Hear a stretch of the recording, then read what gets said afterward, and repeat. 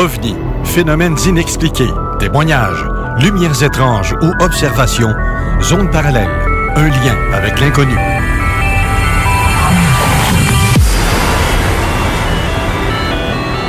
Visitez notre site web à l'adresse www.zoneparallèle.com.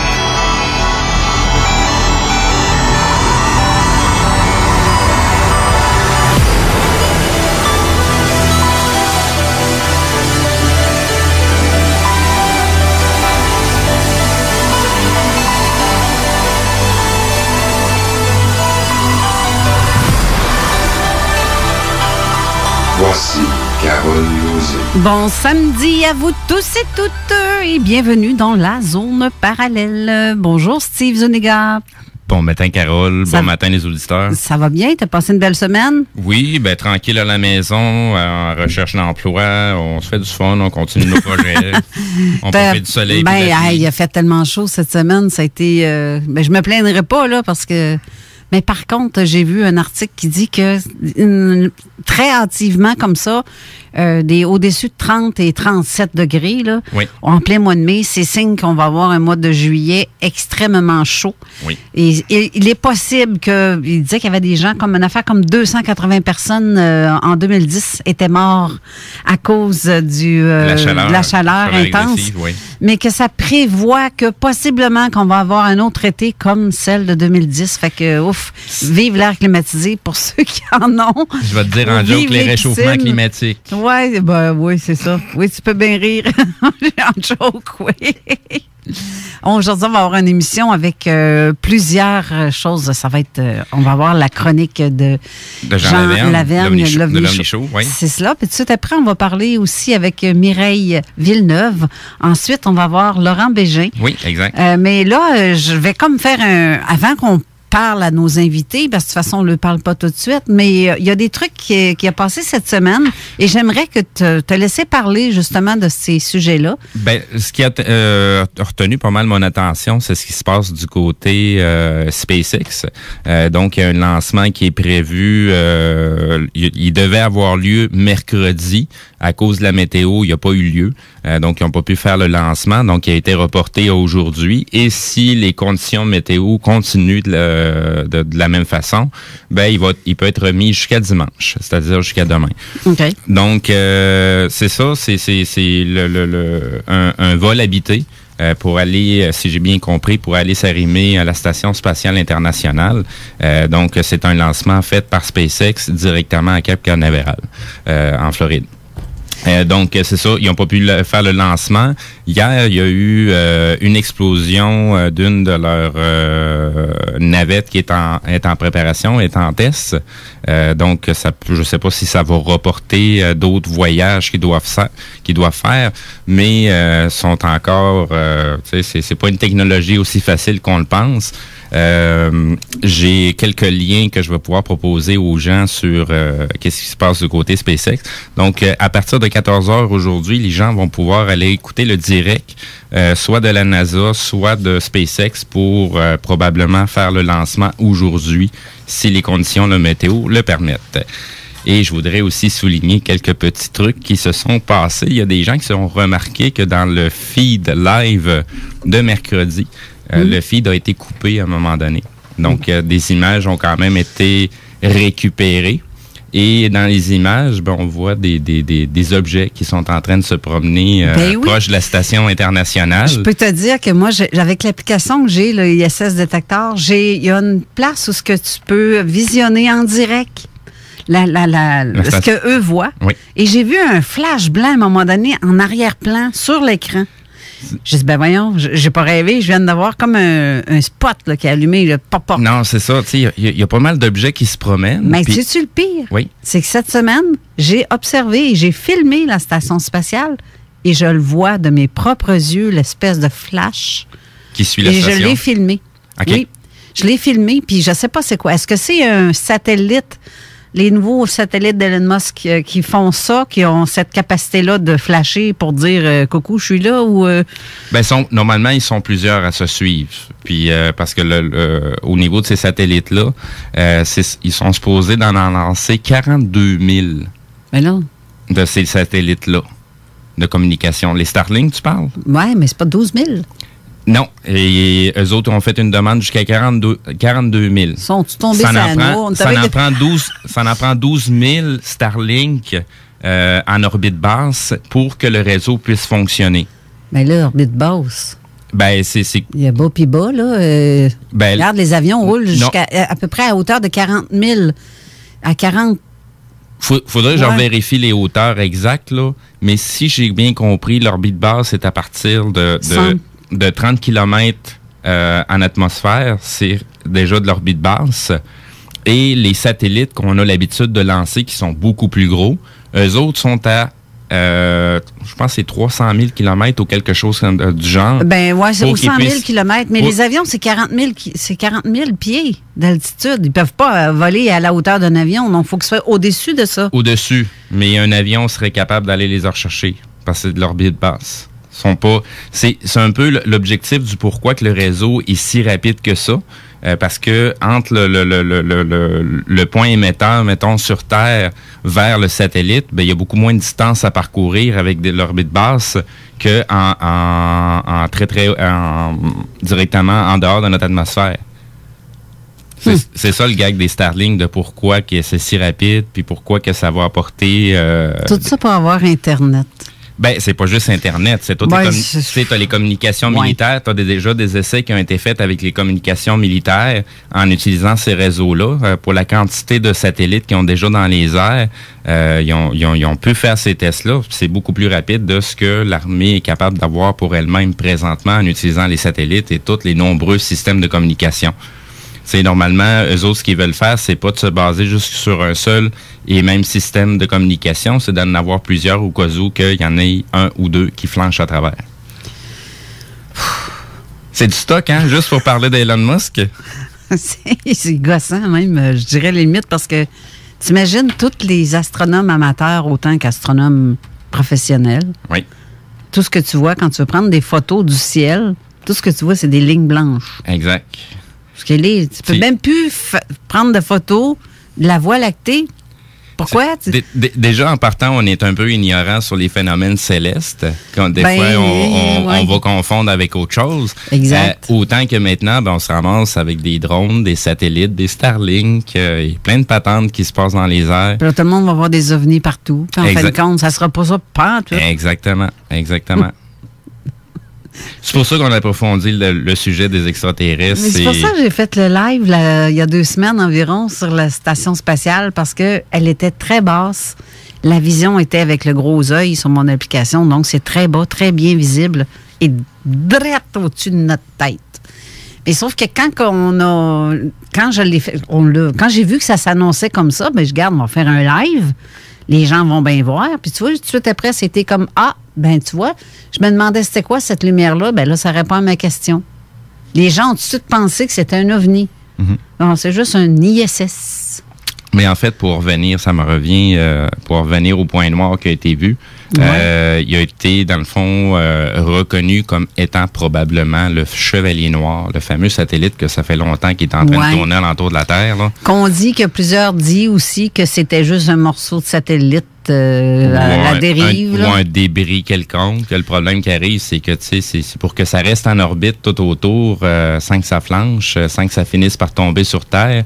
Ben, c'est ce qui fait que c'est un objet très étrange qui se promène. Mais comment tu veux vérifier de tes propres yeux, toi-même, sur quelque chose que t'es pas capable d'aller là? Les seuls, c'est eux autres. Fait qu'ils peuvent dire n'importe quoi. C'est soit t'es millionnaire puis t'as un Christy de bon télescope chez toi. Oui, aussi. Ou, tu fais déjà partie d'entreprises qui vont avoir des télescopes, là. C'est le Vatican sans payer un, là. Ben oui.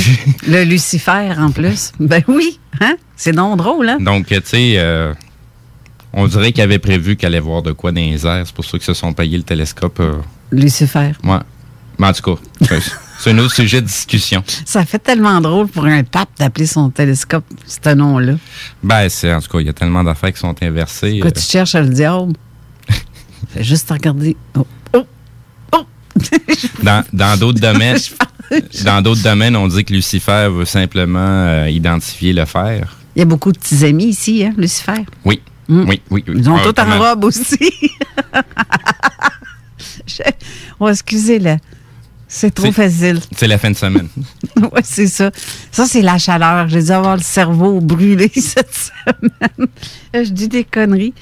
Non, mais sinon, à part ça, il n'y a pas d'autres nouveaux que tu veux... D'autres nouveaux, c'est un peu parce que j'ai suivi pas mal la scène politique, ce que je mentionnais tout à l'heure là, par rapport aux réseaux sociaux.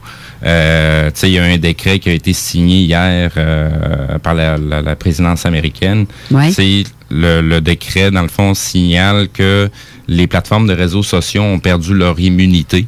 C'est-à-dire que eux autres avaient une immunité pour pas se faire poursuivre par des personnes, par des entreprises, parce que, soi-disant, c'est supposé être des plateformes neutres. Ils sont pas là pour se porter garant des commentaires des gens. Sauf que dans le comportement des réseaux sociaux présentement, c'est pas comme ça que ça se passe. C'est pas des plateformes neutres. Ils ont des partis pris.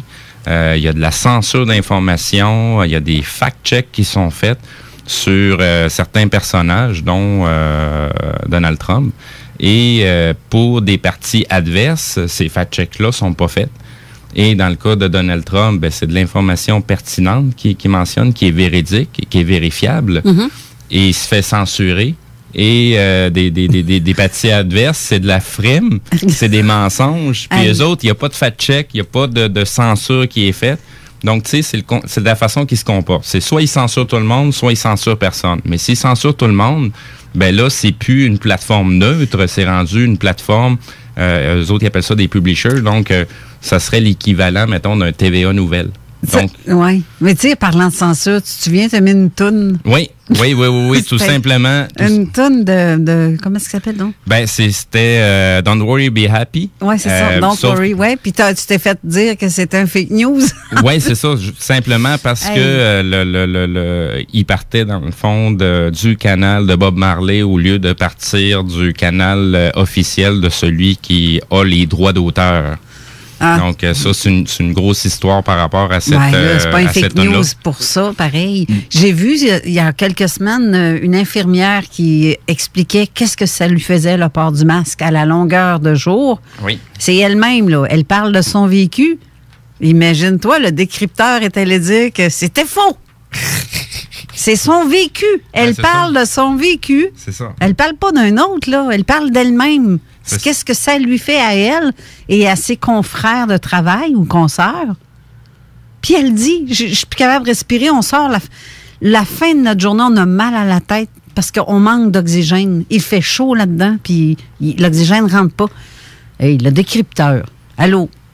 La fille parle d'elle-même, de son propre vécu, puis tu t'en vas dire que c'est un fake news. C'est rendu n'importe quoi, là. Ben, ça fait longtemps que je donne aucune crédibilité aux fameux décrypteurs, là. Il y a tellement d'informations qui ont donné comme étant fausses, quand tu étais capable de retrouver par toi-même toutes les sources officielles, puis au bout de la ligne, c'est eux autres qui démontrent à quel point ils sont ticounes. C'est ça que je trouve plate de ces sites-là, là. Puis, c'est pas les seuls, là.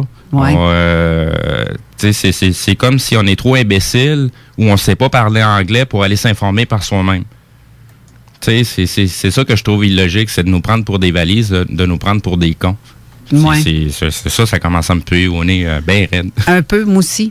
Je trouve ça, en tout cas, tu peux même plus mettre quelque chose de toi-même, de ton vécu à toi-même pour te faire dire que tu comptes des menteries, là. Tu peux rien proposer, ni ton opinion, ni ton analyse, parce que, tu sais, même si tu le dis que tu es en train de faire une analyse, puis tu veux le partager avec des gens pour approfondir ton analyse, pour apporter des arguments que tu n'as peut-être pas songé, ben non, c'est comme si, non, tu es en train de dire que c'est ça. Non, je suis en train de faire une analyse, là. Tu sais, apportez-moi des arguments pour que je change mon analyse ou pour que je la précise encore plus. Tu sais, il n'y a plus de débat, là. Tu sais, tu peux plus rien dire sans que tu sois accusé automatiquement de complotisme ou de remettre en question le courant de pensée qu'on essaie de nous imposer. Sinon, y avait-il d'autres nouvelles qu'on peut discuter avant de passer à l'étape suivante? Ben, je vais attendre qu'il se passe d'autres affaires. Là. Présentement, oui, il y a plein de choses qui sont en cours. Comme je te dis, ils s'embrassent plus du côté américain qu'ils s'embrassent ici même à Québec ou dans le domaine ufologique. Tu sais, côté ufologique, c'est sûr que présentement, il y a pas mal de signalements à travers la planète. Là. Oui. Il y a... Ben, ils ont le beau jeu. Il n'y a pas d'avion dans le ciel ou presque. Fait que, en tout cas, si on vérifie sur si on vérifie les applications aériennes gratuites, là, il y a de l'avion en tabarouette. Mais c'est moins pire. Il y en a moins, mais il y en a pareil. En tout cas, c'est pas des touristes, en tout cas. C'est clair. C'est clair. Ben, encore drôle, peut-être. Ils ont toutes des masques d'en face ou dans l'avion, puis tout, là, ils ont montré des photos de ça partout. Je sais pas, tu sais, quand ils ont proclamé les fermetures de frontières, c'est bizarre. Les frontières sont fermées, mais les voyages continuent. Tu sais, même ici au Canada, certains chemins devaient être fermés, ils l'ont jamais été.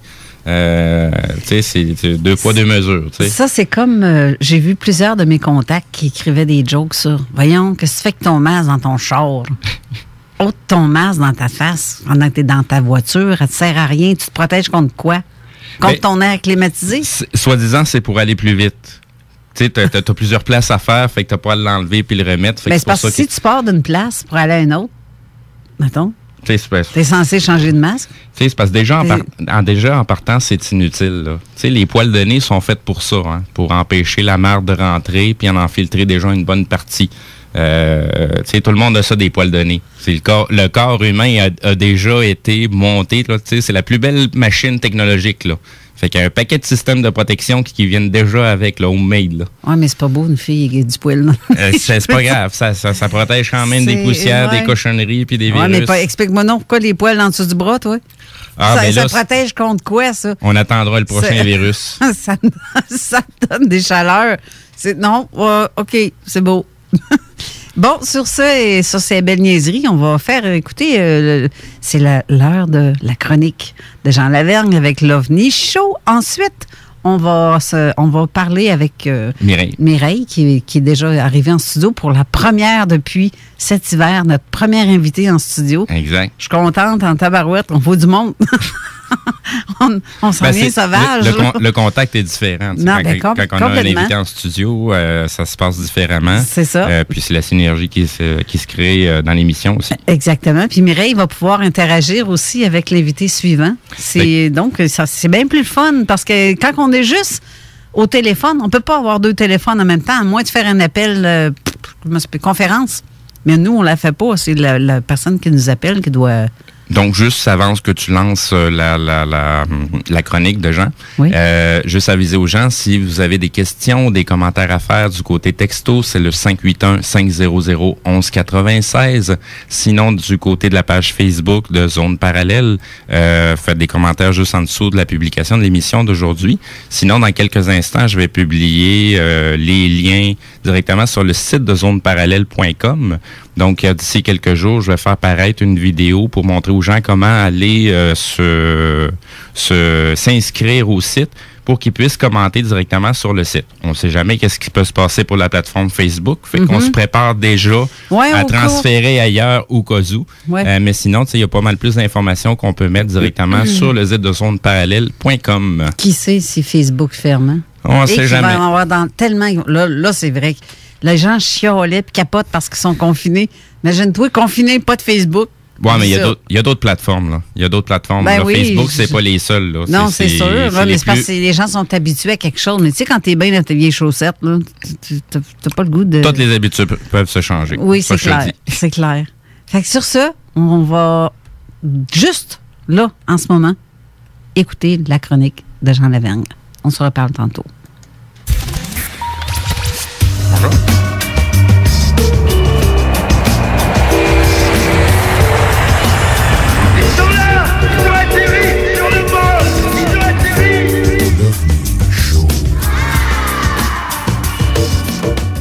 Bonjour tout le monde et bienvenue encore une fois cette semaine à la chronique L'OVNI Show dans Zone Parallèle. Mon nom est Jean Lavergne et ça me fait plaisir de venir vous parler encore une fois d'OVNI dans l'émission de Carole Lauzé.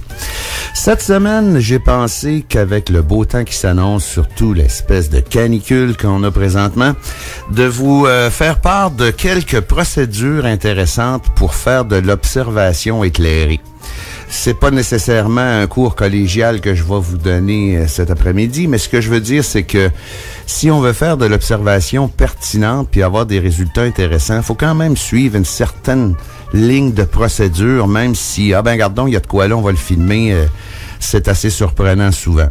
Tu sais, dans le fond, l'idéal, c'est de se mettre en tête une couple de choses qui seraient importantes à faire lorsqu'on aperçoit quelque chose d'insolite dans le ciel, qui font en sorte que au lieu d'obtenir un résultat médiocre, on va obtenir un résultat probant de l'observation qu'on a faite et des preuves qu'on veut en garder. Aujourd'hui, à l'ère des cellulaires, c'est facile de photographier puis de filmer n'importe quoi, mais encore là, faut que ça donne un résultat qui est intéressant, sinon ça donne absolument rien. Donc, je vais énumérer une suite d'affaires, une suite de choses que j'ai réalisées au cours de mes années de recherche qui font en sorte que c'est plus facile de faire de l'observation. On n'est pas obligé d'avoir un cartable puis de lire à tout bout de champ pour savoir quoi faire. C'est vraiment simple dans le fond, donc je vais vous expliquer ça. Premièrement, on n'a pas besoin de s'en aller dans le désert du Nevada pour faire de l'observation. Habituellement, à moins de rester d'une tour en plein milieu de Montréal, même s'il y a eu l'OVNI de la place Bonaventure, mais habituellement, dans les alentours de notre domicile respectif, on est toujours capable de faire de l'observation. Donc, c'est facile de prendre connaissance du ciel qu'on a alentour de chez nous. Ce que je veux dire par là, c'est que alentour de notre domicile, le ciel est là, puis on connaît les obstacles terrestres, on connaît les obstacles artificiels. Ce que je veux dire, c'est les tours de transmission, ces choses-là. Il y en a beaucoup qui ont des lumières qui clignotent sur le bout de la tour en haut. Donc, on est tous capables de prendre un cliché mental, si on veut, de tout ce qui nous entoure pour être capable de faire la différence entre une bizarrerie et la normalité. Donc, si on prend ça comme ça, c'est de cette façon-là que j'ai établi le projet Mirage à l'époque aussi. Ça, c'est une liste de procédures que j'avais écrite puis que, étrangement, personne ne l'avait fait avant. C'est que on se prend un secteur donné, puis habituellement, c'est comme je disais, alentour de chez nous, c'est parfait, parce qu'on est au courant de l'environnement qui nous entoure, et puis on l'étudie comme faut.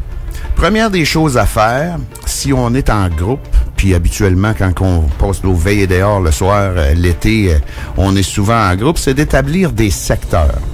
Ce que je veux dire par là, c'est qu'on peut diviser le ciel en 4. Si on a 360 degrés de ciel quand on est sur notre balcon ou dans notre cour, on divise le ciel en 4 secteurs différents, exemple facile ABCD, puis on délimite ces secteurs-là avec des repères terrestres. Donc, de cet arbre-là à cette tour-là, c'est le secteur A. De la tour qu'il y a là encore, aller jusqu'à l'autre maison, c'est le secteur B, ainsi de suite, jusqu'à temps qu'on ait fait 360 degrés de ciel. Donc, quand on est plusieurs, puis qu'on est au courant de ça, on a juste à dire, regarde, dans le secteur A, il y a quelque chose de spécial, ou dans le secteur C, il y a quelque chose de spécial. Donc, c'est facile de se repérer. Si vous allez à un lieu prédestiné pour faire de l'observation. Autrement dit, si chez vous, il n'y a absolument rien à voir, mais que vous allez toujours dans le même parc ou dans le même stationnement ou whatever, c'est facile de faire la même chose aussi, parce que des repères terrestres, il y en a tout le temps. Donc, ça, c'est basique, là. Je veux dire, on n'a pas besoin de se casser la tête pendant des heures puis d'écrire 42 chapitres, là, pour ça, là. Puis on n'a rien à apprendre par cœur non plus. Tout ce qu'on a à faire, c'est de se faire une image mentale de ces 4 secteurs-là, puis de la partager avec ceux qui font souvent de l'observation avec nous autres. Ça peut être de l'observation astronomique aussi. On n'est pas obligé de toujours regarder pour des ovnis. Puis de toute façon, si on va observer à tous les jours pour voir s'il y a des ovnis dans notre secteur, on va se tanner quand même assez vite parce que il y en a pas tous les jours de quoi de spécial, là, tu sais, là, je veux dire, c'est quand même des événements qui sont sporadiques, même si on se fie à l'Internet, qu'il y en a 40 000 par jour sur la planète, là, c'est quand même des événements qui sont sporadiques, inattendus, puis qui arrivent pas nécessairement tous les jours sur commande. Donc, ça, c'est une manière facile, pas compliquée, d'être capable de se regrouper ensemble puis de faire de l'observation générale à un seul endroit. Mais l'autre manière qui est intéressante aussi, c'est que si vous êtes 3-4 dans votre coin à triper sur les ovnis puis qui aimez faire de l'observation et que vous êtes un peu, comme on pourrait dire, stratégiquement placé, c'est que, mettons, là, vous demeurez tout à 1 ou 2 kilomètres de distance puis que ça fait un beau triangle ou un beau carré, là, où vous demeurez les 4 ou les 3-4 ensemble, ben, l'idéal à ce moment-là, c'est de définir ce secteur-là comme lieu d'observation, comme cible d'observation.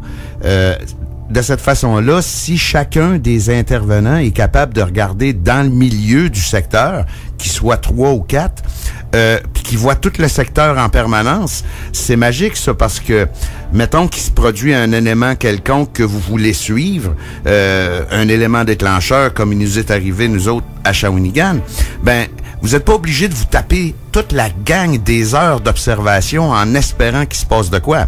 Si vous êtes un petit groupe de recherche ou que vous voulez sérieusement étudier ce qui s'est passé, ben, à chaque soir, il y en a un qui fait de l'observation, juste un des 4 qui voit tout le secteur au complet.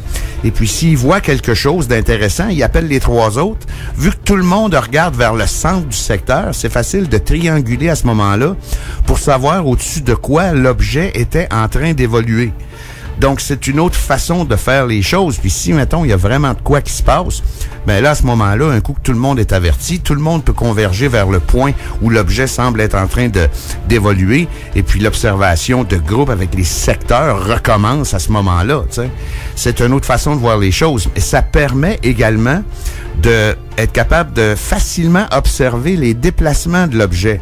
Tu sais, si le secteur est quand même assez grand et que les intervenants sont pas mal aux extrémités de ce secteur-là, ben, officiellement, l'objet, s'il se déplace, il va être plus proche d'un à un moment donné, puis il va s'en aller vers l'autre à un moment donné. Donc, c'est facile d'établir les trajectoires que l'objet pouvait suivre.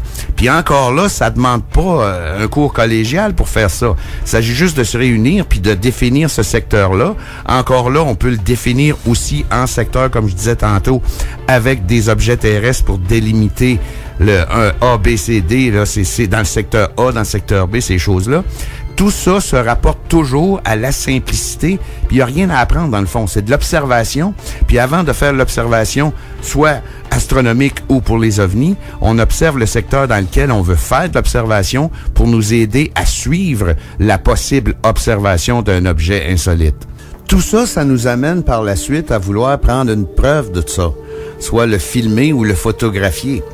Aujourd'hui, avec l'ère du cellulaire, puis tout ça, il y a encore des caméras domestiques qui se vendent pareil, là, mais je veux dire, la majorité des gens vont se servir de leur cellulaire pour photographier et filmer un peu n'importe quoi. Mais quand on arrive en présence d'un phénomène lumineux dans le ciel noir le soir, ces appareils-là sont totalement handicapés par la façon dans laquelle ils sont fabriqués. C'est fait pour filmer. Il y en a des cellulaires qui ont des caméras de nuit, là, mais c'est fait pour filmer de près, dans un éclairage bas, mais pas nécessairement filmer une lumière brillante sur un fond noir. La majorité des résultats qu'on a avec ce style d'appareil-là, c'est qu'on va voir un point lumineux sans aucun détail qui va se promener ou va rester là un petit peu de temps, à moins que ce soit quelque chose d'archi spectaculaire, là, ça nous apportera pas grand-chose. Puis en plus, si on peut retourner dans les petits trucs, là, ceux qui veulent photographier ou filmer des objets volants non identifiés ou simplement des bizarreries dans le ciel à la noirceur, une couple de conseils intéressants, ce serait de premièrement mettre le téléphone sur le côté, de façon à ce qu'on ait une image plus générale de ce qui se passe au lieu d'avoir un petit carré pas large à l'écran quand on essaye d'étudier ça. Et ensuite, essayer de bouger le moins possible. Je sais que c'est dur, là, mais essayez de bouger le moins possible. En plus, ces appareils-là, comme les petites caméras domestiques, au niveau de la lentille, c'est pas nécessairement fort, là. Tu sais, généralement, c'est des lentilles qui vont être soit plus en plastique qu'en verre. Et puis, on peut pas affirmer que ça déforme pas du tout. Mais la partie la plus importante dans ça, c'est le zoom de ces appareils-là. Habituellement, c'est un zoom numérique qui va finir par pixelisé au maximum. Tu sais, c'est sûr que la boule, elle va peut-être être plus grosse, là. Le point éclairé va peut-être être plus gros dans l'écran, mais il est tellement pixelisé qu'on n'est pas capable de voir aucun détail de plus. Donc, sans nécessairement filmer comme si l'objet était à 42 km de chez vous, pas dépasser plus que 7, 8, 9x de grossissement, ça serait quand même intéressant. Comme je disais tantôt, bouger le moins possible, zoomer le moins possible, et puis être capable de prendre tout le temps dans le champ de vision de l'appareil, que ce soit un cellulaire ou une caméra, surtout si le cellulaire est sur le côté au lieu d'être debout, ça va être encore plus facile, c'est de prendre un objet terrestre fixe. Si vous avez un poteau, un coin de bâtiment, un arbre, n'importe quoi qui est dans le champ de vision de votre appareil vidéo ou photo, c'est sûr, c'est surtout pour la vidéo, là, au moment où ce que vous filmez un objet insolite dans le ciel, si vous bougez, on va être capable de voir que le poteau bouge, que l'arbre bouge, que le coin de la maison bouge. Donc, c'est pas l'objet qui bouge, c'est vous autres. Fait que si on fait ça en analyse vidéo après, c'est facile de stabiliser le vidéo avec le point fixe qu'il y a dans l'image. Donc, ça serait quand même important de retenir ça. Mais comme je disais tantôt, à date, tout ce que j'ai dit, là, c'est pas on n'a pas besoin de suivre un cours pour faire ça, là. C'est juste de mettre à réfléchir pour être capable de faire la chose avec le plus de pertinence possible. Si vous prenez la peine de filmer cette boule-là ou whatever de ce que c'est, ben ça serait quand même intéressant qu'on soit capable de voir ce que vous avez vu, t'sais. Mais avec les cellulaires, c'est souvent ça le problème. Les gens vont se déplacer beaucoup, ils vont bouger beaucoup, le téléphone va être sur le mauvais sens, ce qui va donner une preuve qu'on n'appellera même pas une preuve parce qu'il y a absolument rien de pertinent dans le film. Mais je pense que le plus gros détail à retenir, c'est de mettre le téléphone cellulaire sur le côté au lieu de debout et de toujours avoir un point fixe dans votre image de façon à ce qu'on soit capable de distinguer clairement si c'est l'objet qui bouge ou si c'est vous autres qui bougez. Tu sais, dans le fond, c'est juste logique de voir ça comme je le vois parce que tout le monde veut filmer des affaires. Tout le monde, on dirait que depuis 5-6 ans, avec tout le rebondissement de tous les phénomènes inexpliqués qui peuvent se ramasser sur Facebook et l'Internet, tout le monde veut faire un peu d'observation, mais tout le monde fait n'importe quoi qui fait en sorte que ça apporte pas grand-chose. T'sais. Les films d'OVNI les plus intéressants qu'il y a sur l'Internet, habituellement, c'est des canulars qui ont été fabriqués. Donc, c'est un peu désolant, mais si ceux qui désirent faire de l'observation un petit peu plus que juste pour dire « Hey, regarde, j'ai vu de quoi », ben si vous suivez les petits trucs que je vous ai donnés cet après-midi, vous allez être capable de tirer davantage d'informations de ce que vous allez voir, de ce que vous allez filmer, puis de la preuve que vous allez conserver.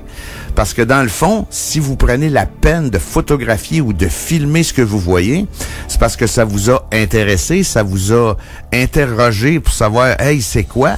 Donc, vous voulez garder une preuve de ça. Ben, si vous voulez garder une preuve de ça, il faudrait que ça soit quand même une preuve regardable qui, dans 3-4 ans, va vous dire, regarde, ça, c'est un lampadaire que tu as filmé. Là. Non, regarde, la manière que j'ai filmé ça, c'est facile de voir que c'était pas un lampadaire.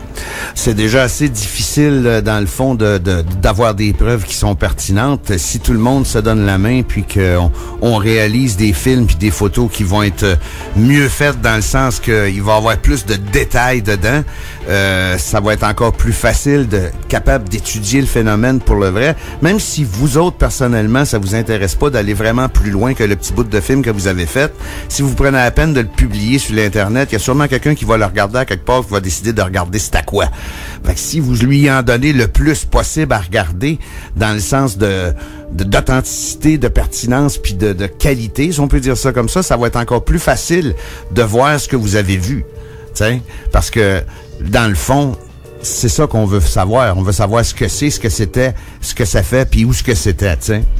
Donc, c'est ce qui met fin à ma petite chronique pour cet après-midi. J'espère que vous avez apprécié mes petits trucs. On se revoit dans 2 semaines pour la dernière chronique de la saison. Je pense que la saison de Carole avec Zone Parallèle se termine le 20 juin. Donc, la dernière chronique de l'OVNI Show sur Zone Parallèle serait le 13. Donc, si vous avez des questions, vous pouvez toujours me joindre en passant par l'émission Zone Parallèle de Carole Lauzé ou vous pouvez simplement m'écrire au www.digifilm.ca et ça me fera extrêmement plaisir de répondre à vos questions. Sur ce, merci beaucoup tout le monde et à la prochaine.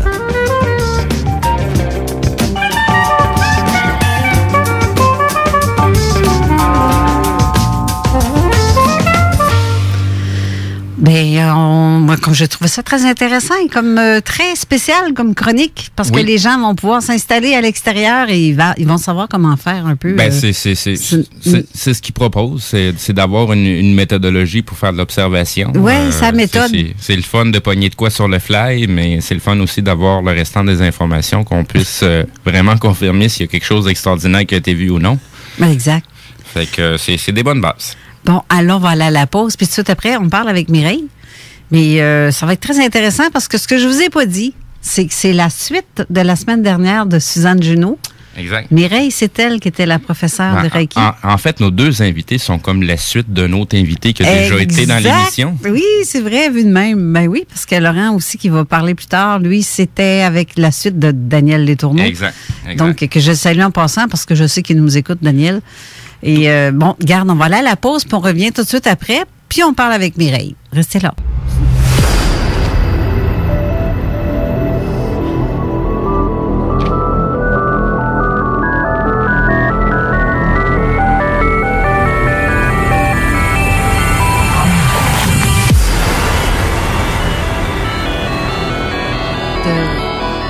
De retour en studio. Je pense que mon micro je pensais qu'il n'était pas ouvert, mais non, je m'entendais pas. Je sais pas ce que j'ai. La fin de semaine va être difficile, hein, Carole?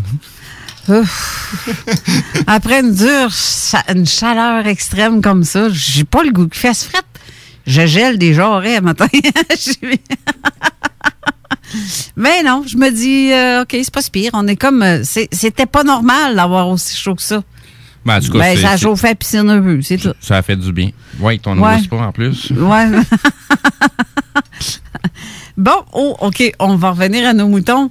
On a en studio Mireille Villeneuve, qui est, en fait, elle est maître Reiki. Elle fait aussi de la numérologie, donc elle est numérologue, mais elle fait de la lecture d'âme, autant animale que humain, que tout et tout et tout. Fait que je vais te demander de t'approcher de peu plus près de ton micro. Mireille, est-ce que... Oui. Pardon, oui, ça marche. Ça va. Okay. Bonjour à tous. Ben, ça va bien. Oui, ça va bien, très bien. Et vous? Oui, très, très bien. Là, on va faire la suite de ce qu'on a parlé avec Suzanne, parce que Suzanne nous a parlé de toi la dernière fois. Oui. Et mais elle disait que ça serait plus facile si ça serait toi qui expliquerais ce que c'était, etc. Oui. Parce que toi, tu as donné des cours de moi, je suis formatrice. De Reiki. Je suis animatrice aussi de rencontres mensuelles que j'appelle mes soirées de ressourcement. Les soirées de ressourcement, c'est mensuel. Alors, ce qu'on fait, c'est que je leur fais faire de la méditation inspirée. Okay. Je ne sais pas de quoi on va parler. Okay. On s'installe en groupe chez moi et il me vient des choses, puis je les fais voyager. Ils font une belle méditation de 30 minutes. Ensuite, je canalise.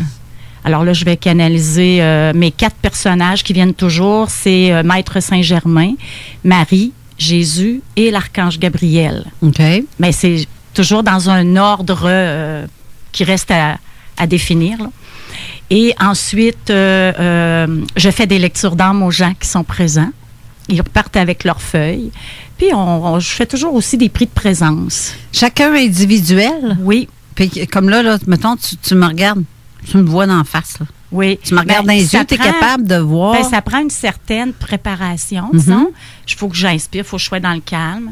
Et je suis très, très près, là. Je vais être près de toi, je vais regarder dans tes yeux et je vais regarder qu'est-ce qui me vient au bout de 10 secondes. Mais je mets mon mental au neutre parce qu'il ne faut pas imaginer les choses. Oui, c'est ça. Il ne faut pas mélanger. La ligne est vraiment... très mince. Ouais. C'est la facilité que j'ai, c'est d'être capable de mettre mon mental au neutre et juste d'accueillir ce qui vient, ce qui est là.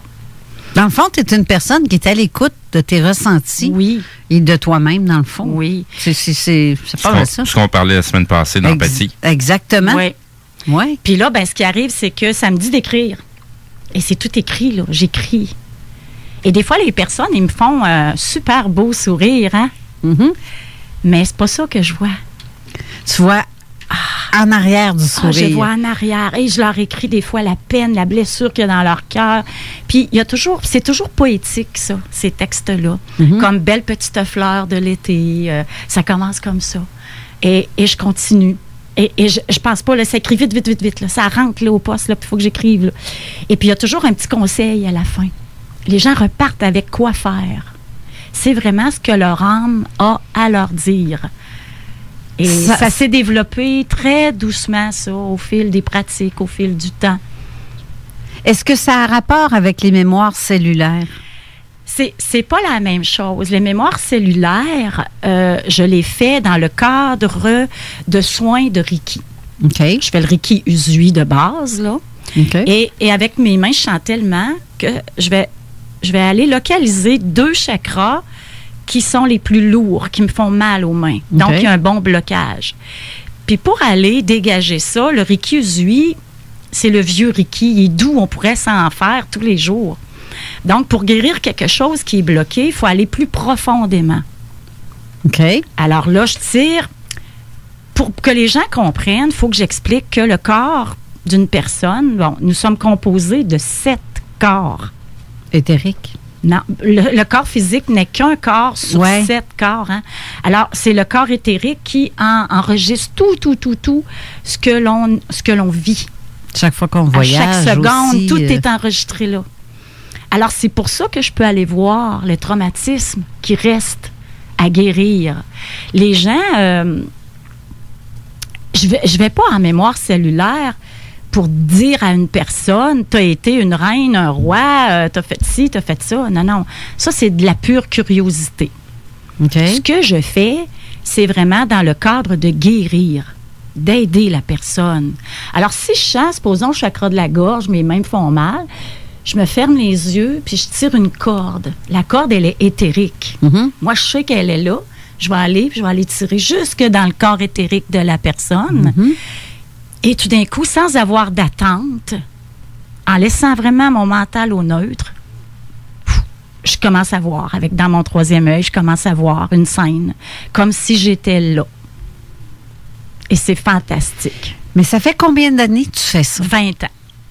OK, on ne parle pas à quelqu'un qui vient J'ai 61 ans. Eh mon Dieu, on ne dirait pas ça, pas en tout. Je pensais que tu étais plus jeune que moi. Eh my God, OK. On va me mettre de la crème anti-rides, moi, je regarde. Je mets pas grand-chose, je vais te dire. Je n'émettrais aucun commentaire. Je préfère pas m'en mêler. C'est ça, t'es aussi bien bataille de filles, tu sais. Ah, ça, c'est l'ego, là. Ben on va laisser l'ego de côté. Non, c'est ça, je blague. Oh, oui. Mais sérieusement, je te pensais vraiment plus jeune que ça. Je te donnais à peu près dans mes âges, mais même pas. Mais tant mieux. Oui. T'es aussi médium. Oui. Ben, c'est là que rentre ma médiumnité. Oui, c'est ça. C'est là. Tu fais du tarot? Oui. La podoréflexologie, par les pieds, dans le fond. C'est ça. Tu fais l'harmonisation des énergies. Oui, avec des baguettes de laiton. OK. Ça, j'avance vers la personne avec mes baguettes. OK. Puis, les baguettes, ils vont à un moment donné fermer. Alors, c'est là que je montre aux gens, voyez-vous, vous n'êtes pas fait seulement de chair et d'os, là. Vous avez des énergies autour de vous, oui. là. Votre aura, elle pousse, puis elle me pousse mes baguettes, là. Puis j'ai dit, c'est en laiton, là, ça, là. J'ai laisse molle. Puis mes pouces, là, sont levés. Et tout d'un coup, ça va croiser. Mais après, ça dépend de la distance à laquelle ils vont avoir croisé de la personne. Je le fais lever un bras droit devant eux. Et le minimum qu'on doit avoir autour de nous, c'est à notre poignet. Alors, si mes baguettes ferment au coude, par exemple, de la personne, ben c'est qu'elle a tout cet espace-là. Puis tu sais qu'on n'a pas tous la même longueur de bras. Mm-hmm. Cet espace-là, elle est derrière elle. Parce que ta bulle, tu peux pas perdre ton énergie. C'est ta bulle. Tu sais, quand on dit « rentre pas dans ma bulle ouais. », c'est vrai, ça. C'est extrêmement vrai qu'on a une bulle d'énergie autour de nous. Puis on peut y donner même jusqu'à 2 mètres de cet insecte. C'est ce qui est demandé. Une bulle de 2 mètres. mètres. Ils nous demandent 2 mètres. Mais les gens, plus tu vas être évolué, plus tu vas pratiquer les belles vertus là, de l'amour, de la générosité. Hein, bien, à ce moment-là, ton aura va grandir. Elle ne sera plus à ton poignet. Elle va grandir. Alors, tu peux avoir ton aura trop grande. Si elle est trop par en avant, à ce moment-là, tu manques d'énergie dans le dos. Et là, je fais tourner la personne. Et c'est ça, là, les gens qui ont des maux de dos chroniques, souvent, c'est que leur énergie est toute devant. Alors, la première fois que la dame qui m'a appris, qui m'a donné ce cours-là, c'est une femme de Charlevoix, Ida Bouchard. Elle, mon énergie, là, à moi, là, était toute devant moi. Mes enfants étaient jeunes, je courais d'un bord et l'autre, je donnais beaucoup. Je voulais que le souper soit prêt à telle heure. Alors, toute mon énergie était rendue en avant. Et là, elle me dit, Mireille, tu dois donc bien avoir mal au dos. Je dis non. Mais vous savez qu'on s'habitue à une mauvaise condition de vie.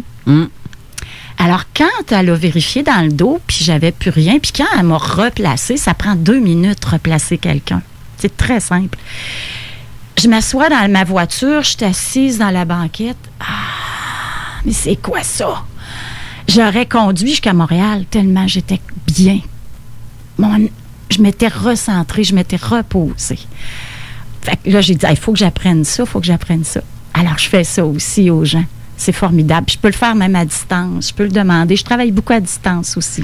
Ah oui? Oui. Tu peux replacer Oui, je vais demander. Une bulle, la mettre au niveau à distance. Je suis radiesthésiste. OK. Alors, on travaille avec le pendule.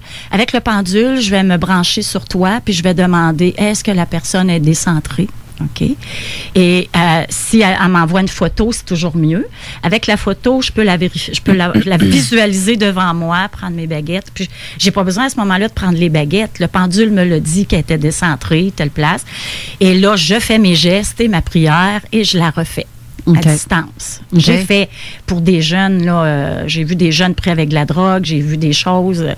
J'enlève des entités après les gens. Mon Dieu, que je vais vous dire, depuis 20 ans, j'en ai vu de toutes les sortes. J'imagine, mais ça fait 20 ans que tu fais ça, mais quand tout ça a commencé, c'est vers quel âge? OK. Moi, quand j'étais très jeune, je faisais des voyages astrales, mais je ne savais pas que c'était ça. Je me souviens absolument, là, très, très bien, là, d'un matin, là, avoir eu la conscience que je volais au-dessus des fils électriques de la rue chez moi, puis j'arrivais de mon école. J'avais été dans mon école durant la nuit. Puis je me suis très bien vue entrer par la fenêtre, me replacer dans mon lit, et là, reprendre conscience de ce qui est là. Mais j'avais peut-être 9 ans, 10 ans, je savais pas ce que je vivais, là. Ça, c'est depuis toujours. Je vous dirais depuis toujours. Et j'ai toujours été très croyante aussi. Très, très croyante. Ça me fait penser un peu le phénomène d'abduction, parce que les gens rentrent puis ils sortent par les fenêtres. Tu vois que c'est peut-être pas physique ou pas nécessairement. C'est pas toutes les abductions qui sont physiques. Il peut y avoir une abduction. C'est pour ça que je parlais un peu tantôt d'ufologie. L'ufologie, c'est un petit peu plus large qu'on le pense. Oui. Il y a d'autres le côté spirituel qui rentre dedans. Il y a un très gros lien aussi. Certaines abductions ne sont pas faites sur le corps physique, mais sur les autres corps. Il y a un lien surtout avec, je dis pas avec les religions, mais avec la mentalité, parce que dans le fond, la religion, il y a des écrits là-dedans que tu sais que c'est du parabole, mais ça veut dire quelque chose, là. Tu sais, c'est opinion personnelle, là, moi je vois la Bible ou les livres saints comme un gros mode d'emploi, comment se servir de notre corps puis comment fonctionner en société. Je le vois pas autrement que ça. Oui, sauf que si je me fie à l'Ancien Testament, on est vraiment des cruches, les femmes, on n'a pas rapport, puis le problème, il y a bien des affaires que ça n'a pas... c'est l'interprétation qui a été faite. Ben non. Parce, la majorité des... Tu sais, la Bible a été réécrite je ne sais pas combien de fois, là. Ben, elle a été retraduite. Oui. Alors, les mots ont changé de sens. Oui. Ouais. C'est comme un vieux français, dans le temps, ici, dans les années 1600. Parler aujourd'hui, puis c'est pas en toute la même affaire. Tu sais, je vais te revenir avec de quoi que j'avais déjà dit en émission. Tu sais, dans la religion catholique, là, il y a 277 branches, là. Ouais. Puis c'est toute la même religion, là. Mais c'est 277 façons de voir les choses. Oui, mais tout ça à cause de l'ego de l'humain. Oui, exact. Vu de même. Mais bref. La base des religions, c'est l'amour, là. Oui, tout passe de l'amour. Oui, bien c'est ça. Si je me fie aussi avec la religion musulmane, c'est pareil. Oui. Aussi, c'est l'amour. Oui. Quand c'est pas de la violence. Non, à la base, c'est c'est comment on dit ça, ceux qui sont... Les orthodoxes? Non. Tu sais, ceux qui sont vraiment... c'est de même, ça marche, là. By the book. Oui. Les gens très... c'est radical. Tu te regardes du côté judaïste. Les radicales. Les plus radicales, oui, c'est que dans le fond, ils vont aller plutôt sur, comment je pourrais dire ça, c'est une problématique d'ego parce que c'est une question de satisfaire leur Dieu. Oui. Tu sais, puis Mais c'est un peu ça, parce que tu dis tantôt que tu es un peu croyante aussi. Tu es croyante, pas un peu, mais beaucoup croyante. Mais tu n'as peut-être pas la même vision de Dieu que moi ou que n'importe quel autre, ou notre voisin, ou peu importe. Là. Non, moi, c'est l'être suprême, c'est la source. Et voilà. Il y a une source qui a créé tout et qui habite en tout. De la plus petite fourmi jusqu'à l'éléphant, jusqu'aux autres êtres d'autres planètes. Tout ce qui est vie, faut qu'il y ait une étincelle de vie. Hein? Il y a quelqu'un qui a appuyé sur le petit piton rouge pour activer l'étincelle, justement. C'est un esprit pour moi, Dieu. C'est un esprit d'amour qui crée tout le temps, tout le temps. OK. Car il se sert de nous, en nous, pour expérimenter la matière, la troisième dimension. Est-ce que tu as la capacité de voir les personnes décédées? Ça m'est arrivé. Okay. J'ai eu des messages aussi. J'en ai fait beaucoup. Parce que tu fais des ménages énergétiques dans les maisons, mais tu vois pas nécessairement une image de la personne, mais tu peux voir un... J'ai le ressenti. Oui, j'ai le ressenti, puis j'ai surtout la clairaudience. Bon, tu ressens, mettons, quelqu'un... Bon, mais c'est... OK, oui, c'est beau. Puis les gens me confirment, là. J'aurais une question d'une auditrice, Mme Marie-Josée, qui demande, travaillez-vous à Québec? Dans le fond, vos formations, vous les donnez ici à Québec? Moi, je demeure à Saint-Raymond, comté de Portneuf, mais je peux faire des formations ailleurs. Okay. C'est une place où il y a beaucoup de trucs énergétiques et même des ovnis, hein? Il y a beaucoup d'observations dans ce coin-là. On en a déjà rapporté, mais tu sais, moi, je fais attention. Je fais beaucoup attention avec ça. Donnez-moi-en des preuves parce que c'est facile de dire que ça peut être un ovni. Tu comprends? Je veux plus aller cerner. C'est sûr. C'est pas évident, là. C'est pareil comme dans tes énergies. Oui, c'est pas évident. Prouve-moi. Peux-tu m'apporter une preuve? C'est ça, c'est difficile. Non, c'est ça. Des fois, c'est pas. C'est pas facile. Non. Moi, c'est ça mon opinion personnelle, justement, là-dessus. C'est que quand il y a quelque chose qui a été vraiment vécu, il y a un aspect spirituel qui reste au niveau de la personne qui a vu quelque chose. Sinon, ça en reste, on a vu passer un char sur l'autoroute. Là. Exactement. Ça en reste juste ça. Là. Même que ça soit une boule, que ça soit un objet qui a l'air physique ou... Mais ça n'en reste que c'est ça, pareil. Personnes qui le voient. Là, tu as quelque chose de plus... Oui, mais il faut faire quand même attention parce qu'il va y avoir le phénomène du groupe. Oui, d'accord. Le phénomène du groupe qui va faire qu'un événement anodin va devenir beaucoup plus gros parce que c'est les gens du groupe qui ont apporté quelque chose à ce phénomène-là et non pas le phénomène qui a été vu en tant que tel. Fait qu'il faut faire une distinction aussi par rapport à ça. Faut pas dire, OK, il y a eu 50 personnes qui ont vu quelque chose, puis ils ont peut-être juste vu passer un drone, mais le phénomène que ça a créé sur ces 50 personnes-là, ça va peut-être partir une congrégation religieuse ou comprenez un peu l'idée à travers. Fait qu'il faut se méfier de ça aussi. Là. À quoi on se fie alors? C'est... Pour moi, c'est le changement que ça va apporter à la personne. Parce que les gens qui ont déjà vu quelque chose, que ça les a vraiment marqués, leur train de vie quotidien change. Leurs habitudes, leur perception, la façon qu'ils vont accueillir les autres, comment que... tu sais, il y a des gens qui vont être très, très négatifs et mesquins, puis il y en a d'autres qui vont être très, très facilement... Comment je pourrais dire ça? Le mot m'échappe, là. Mais ils vont être vraiment au service des autres. Sans compter de temps parce qu'ils ont vu autre chose comme que la société. Comme les gens qui ont fait des expériences de mort imminente, hein? Ils reviennent transformés. Exact. C'est cette transformation-là qui, pour moi, selon mon opinion, va me dire, OK, lui, il a vraiment vu quelque chose.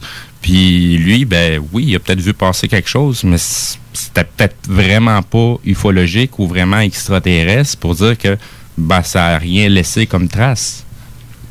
J'ai une question aussi de Diane Daunia-Grenon qui demande est-ce que Mme Mireille doit avoir une adresse ou une photo pour savoir s'il y a une entité qui reste dans le logement?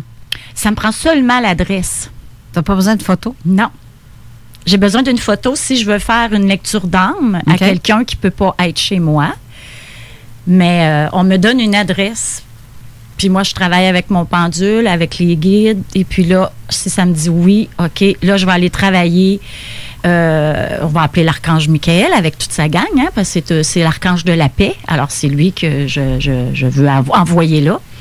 Puis, je vais travailler beaucoup, là, avec la sauge amérindienne. J'en mets partout autour de moi, mais je fais comme si je l'envoyais dans la pièce là-bas, dans la maison. Et je demande que ce qui est là s'en aille avec les maîtres de lumière ou viennent me voir, puis que moi, direct, je le fais monter. Mais je préfère quand c'est les archanges. Suzanne, de la semaine dernière, nous parlait de vortex. Oui. Tu as montré comment, je sais pas si il me semble que c'est toi qui disais, oui. Fermer un vortex.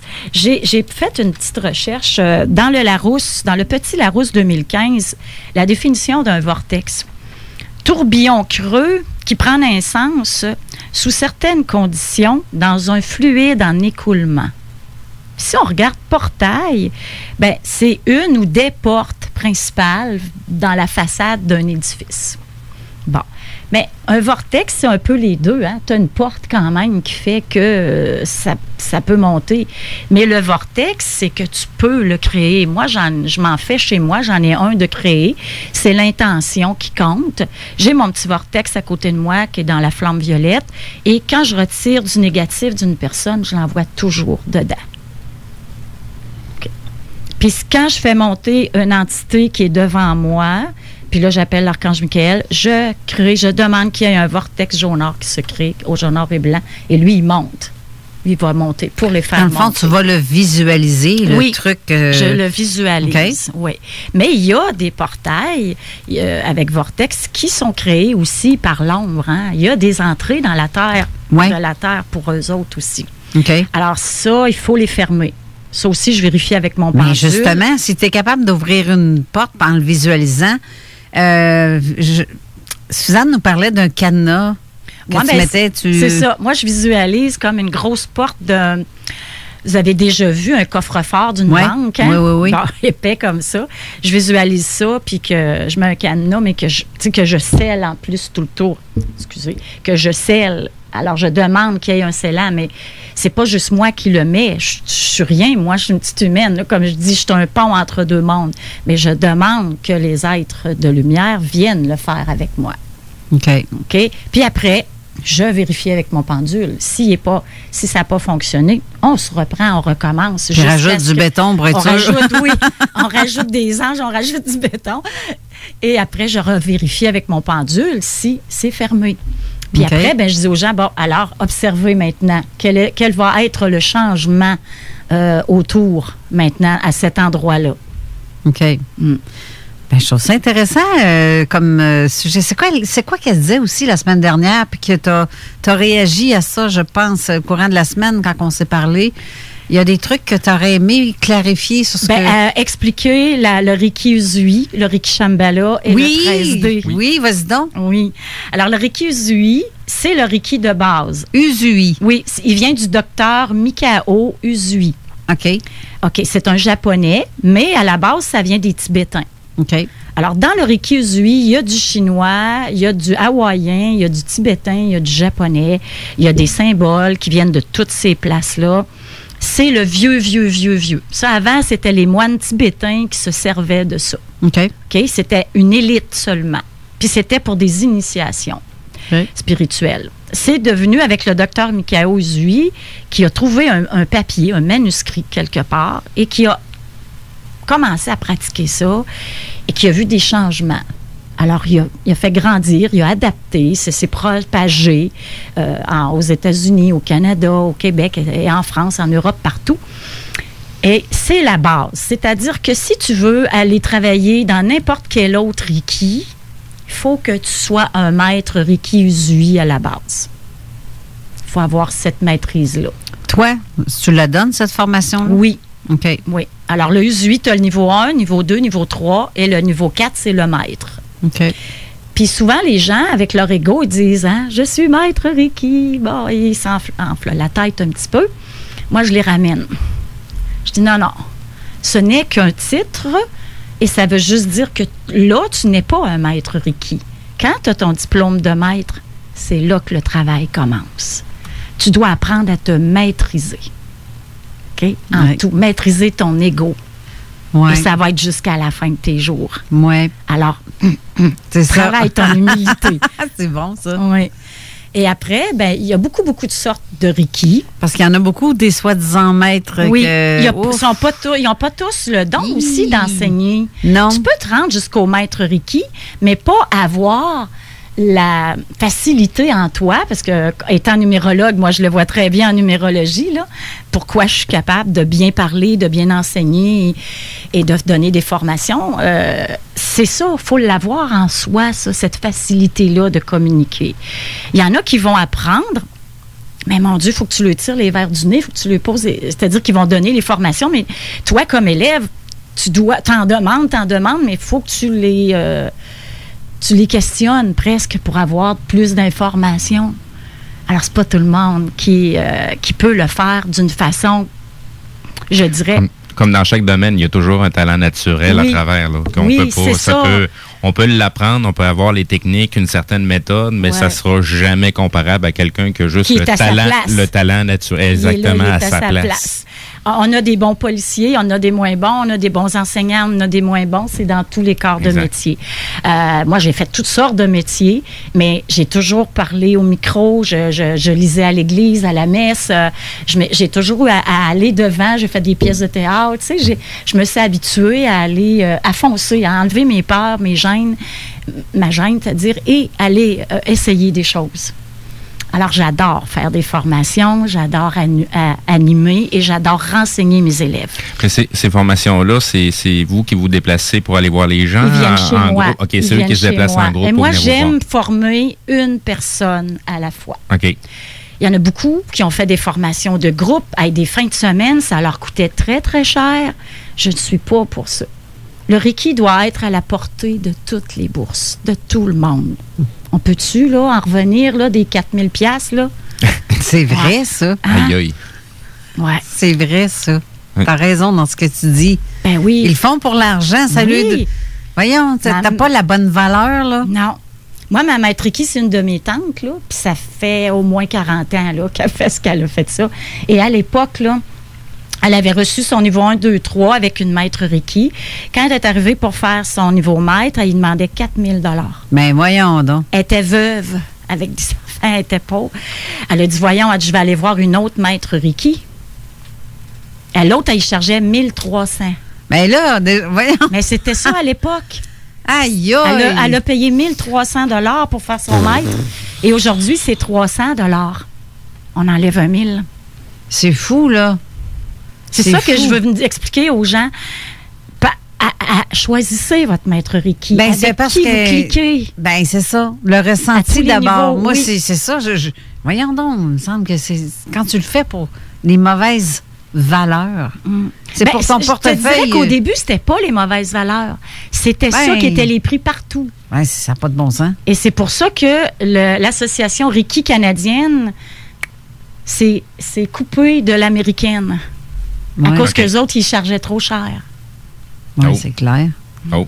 Ouais. Il faut qu'on aille à la pause, tabarouette, déjà. Puis il faut qu'on parle aussi à Laurent Bégin qui attend que je l'appelle. Oui, c'est ça. Ben, le temps passe vite. Oui, puis il me reste le Shambhala puis le 13D. Ben, garde, c'est fidèle à nos habitudes. Vous allez revenir. On va aller à la pause, puis on va tout de suite, je vais appeler pendant la pause Laurent, qui va entendre toute l'émission pareil en direct, mais on va terminer avec les deux affaires, le Shambhala puis l'autre, c'est... Le 13D. Bon, le 13D. Fait que, on revient tout de suite après, restez là.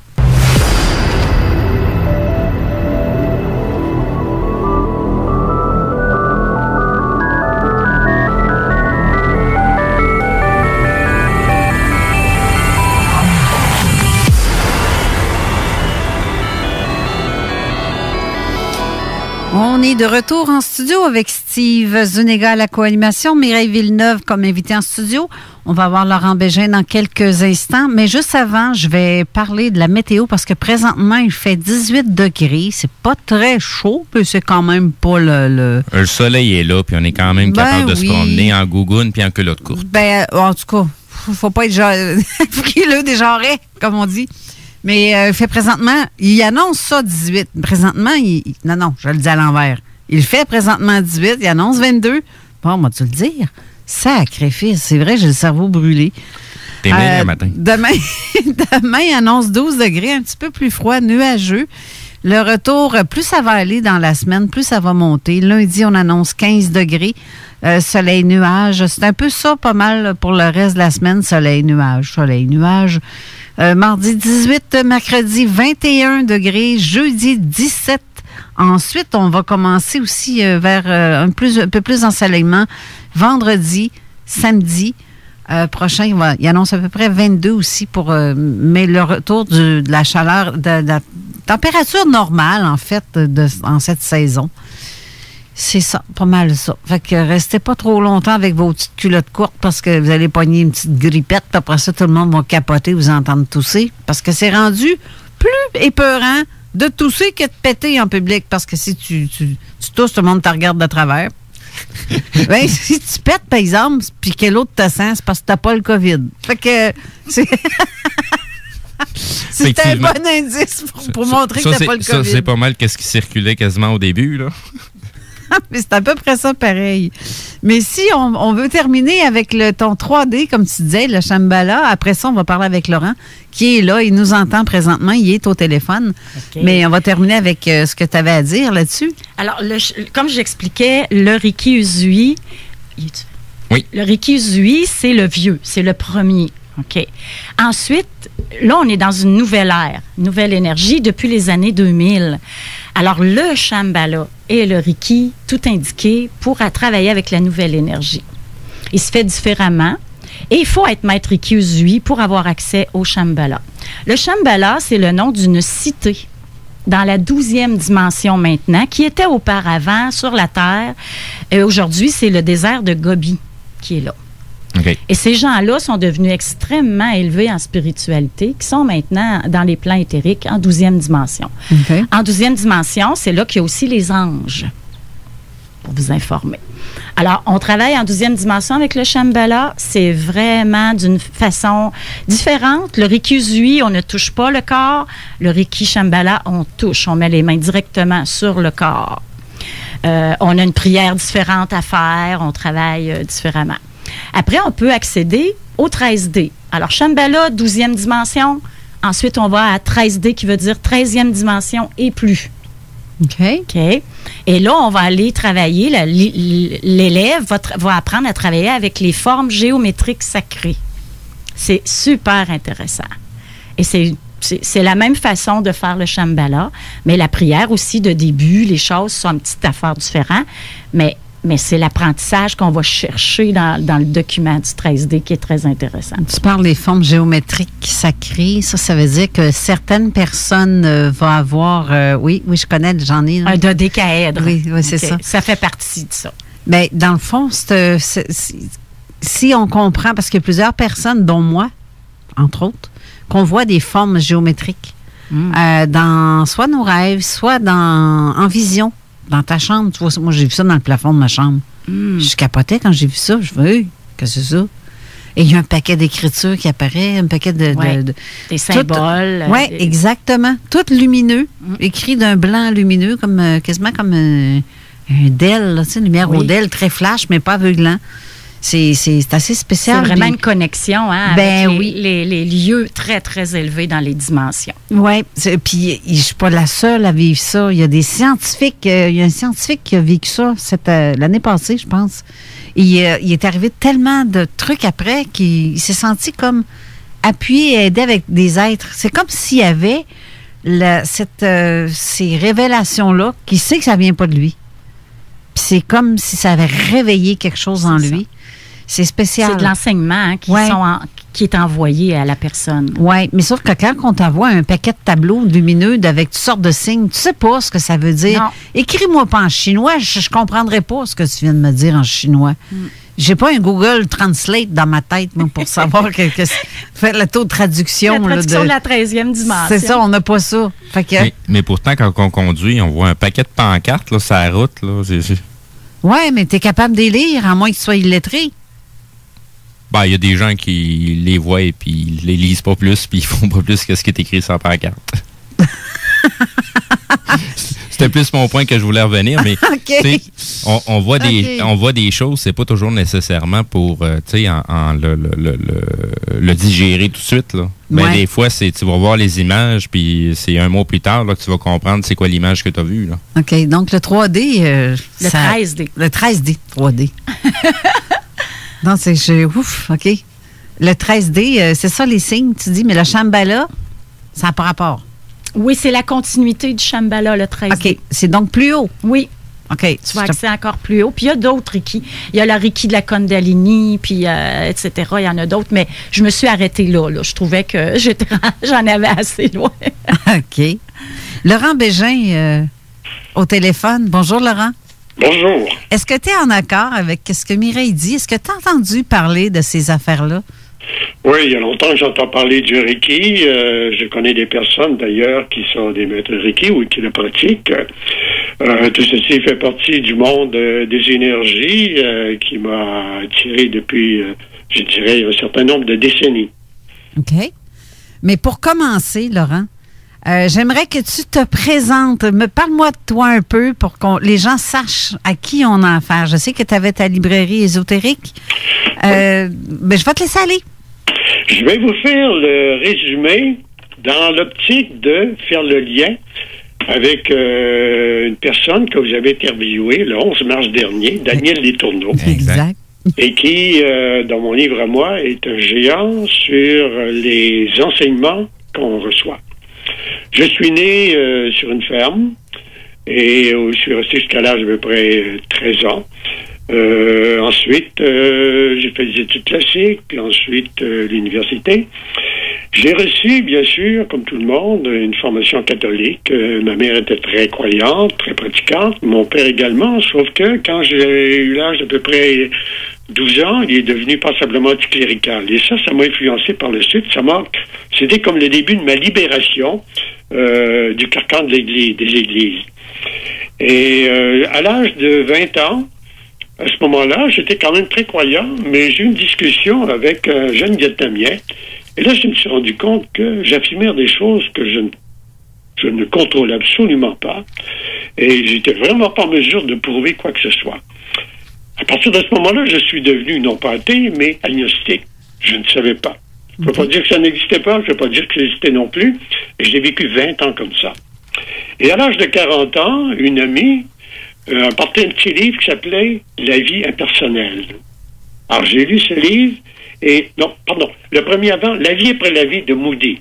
C'est un médecin qui a recueilli les témoignages de personnes qui avaient opéré et qui ensuite, ramenés à leur conscience et à leur réveil, racontaient ce qui s'est passé dans la salle d'opération. Et le médecin, à ce moment-là, est absolument renversé. C'était pas possible, c'était sous anesthésie. Comment ont-elles pu? Donc, à ce moment-là, la conclusion, c'est qu'il y a quelque chose qui se dégage et qui voit ce qui se passe. Et quand j'ai lu ce livre, là, je me suis dit, voilà une réponse. Et ça m'ennuie un peu parce que j'étais quand même confortable, moi, dans mon agnosticisme. C'est pas compromettant, hein? Je me suis dit, là, il faut que je regarde en face. Là, je fasse quelque chose que je ne peux nier. Je peux pas mettre ça de côté. Donc, je dois aller voir ce que c'est.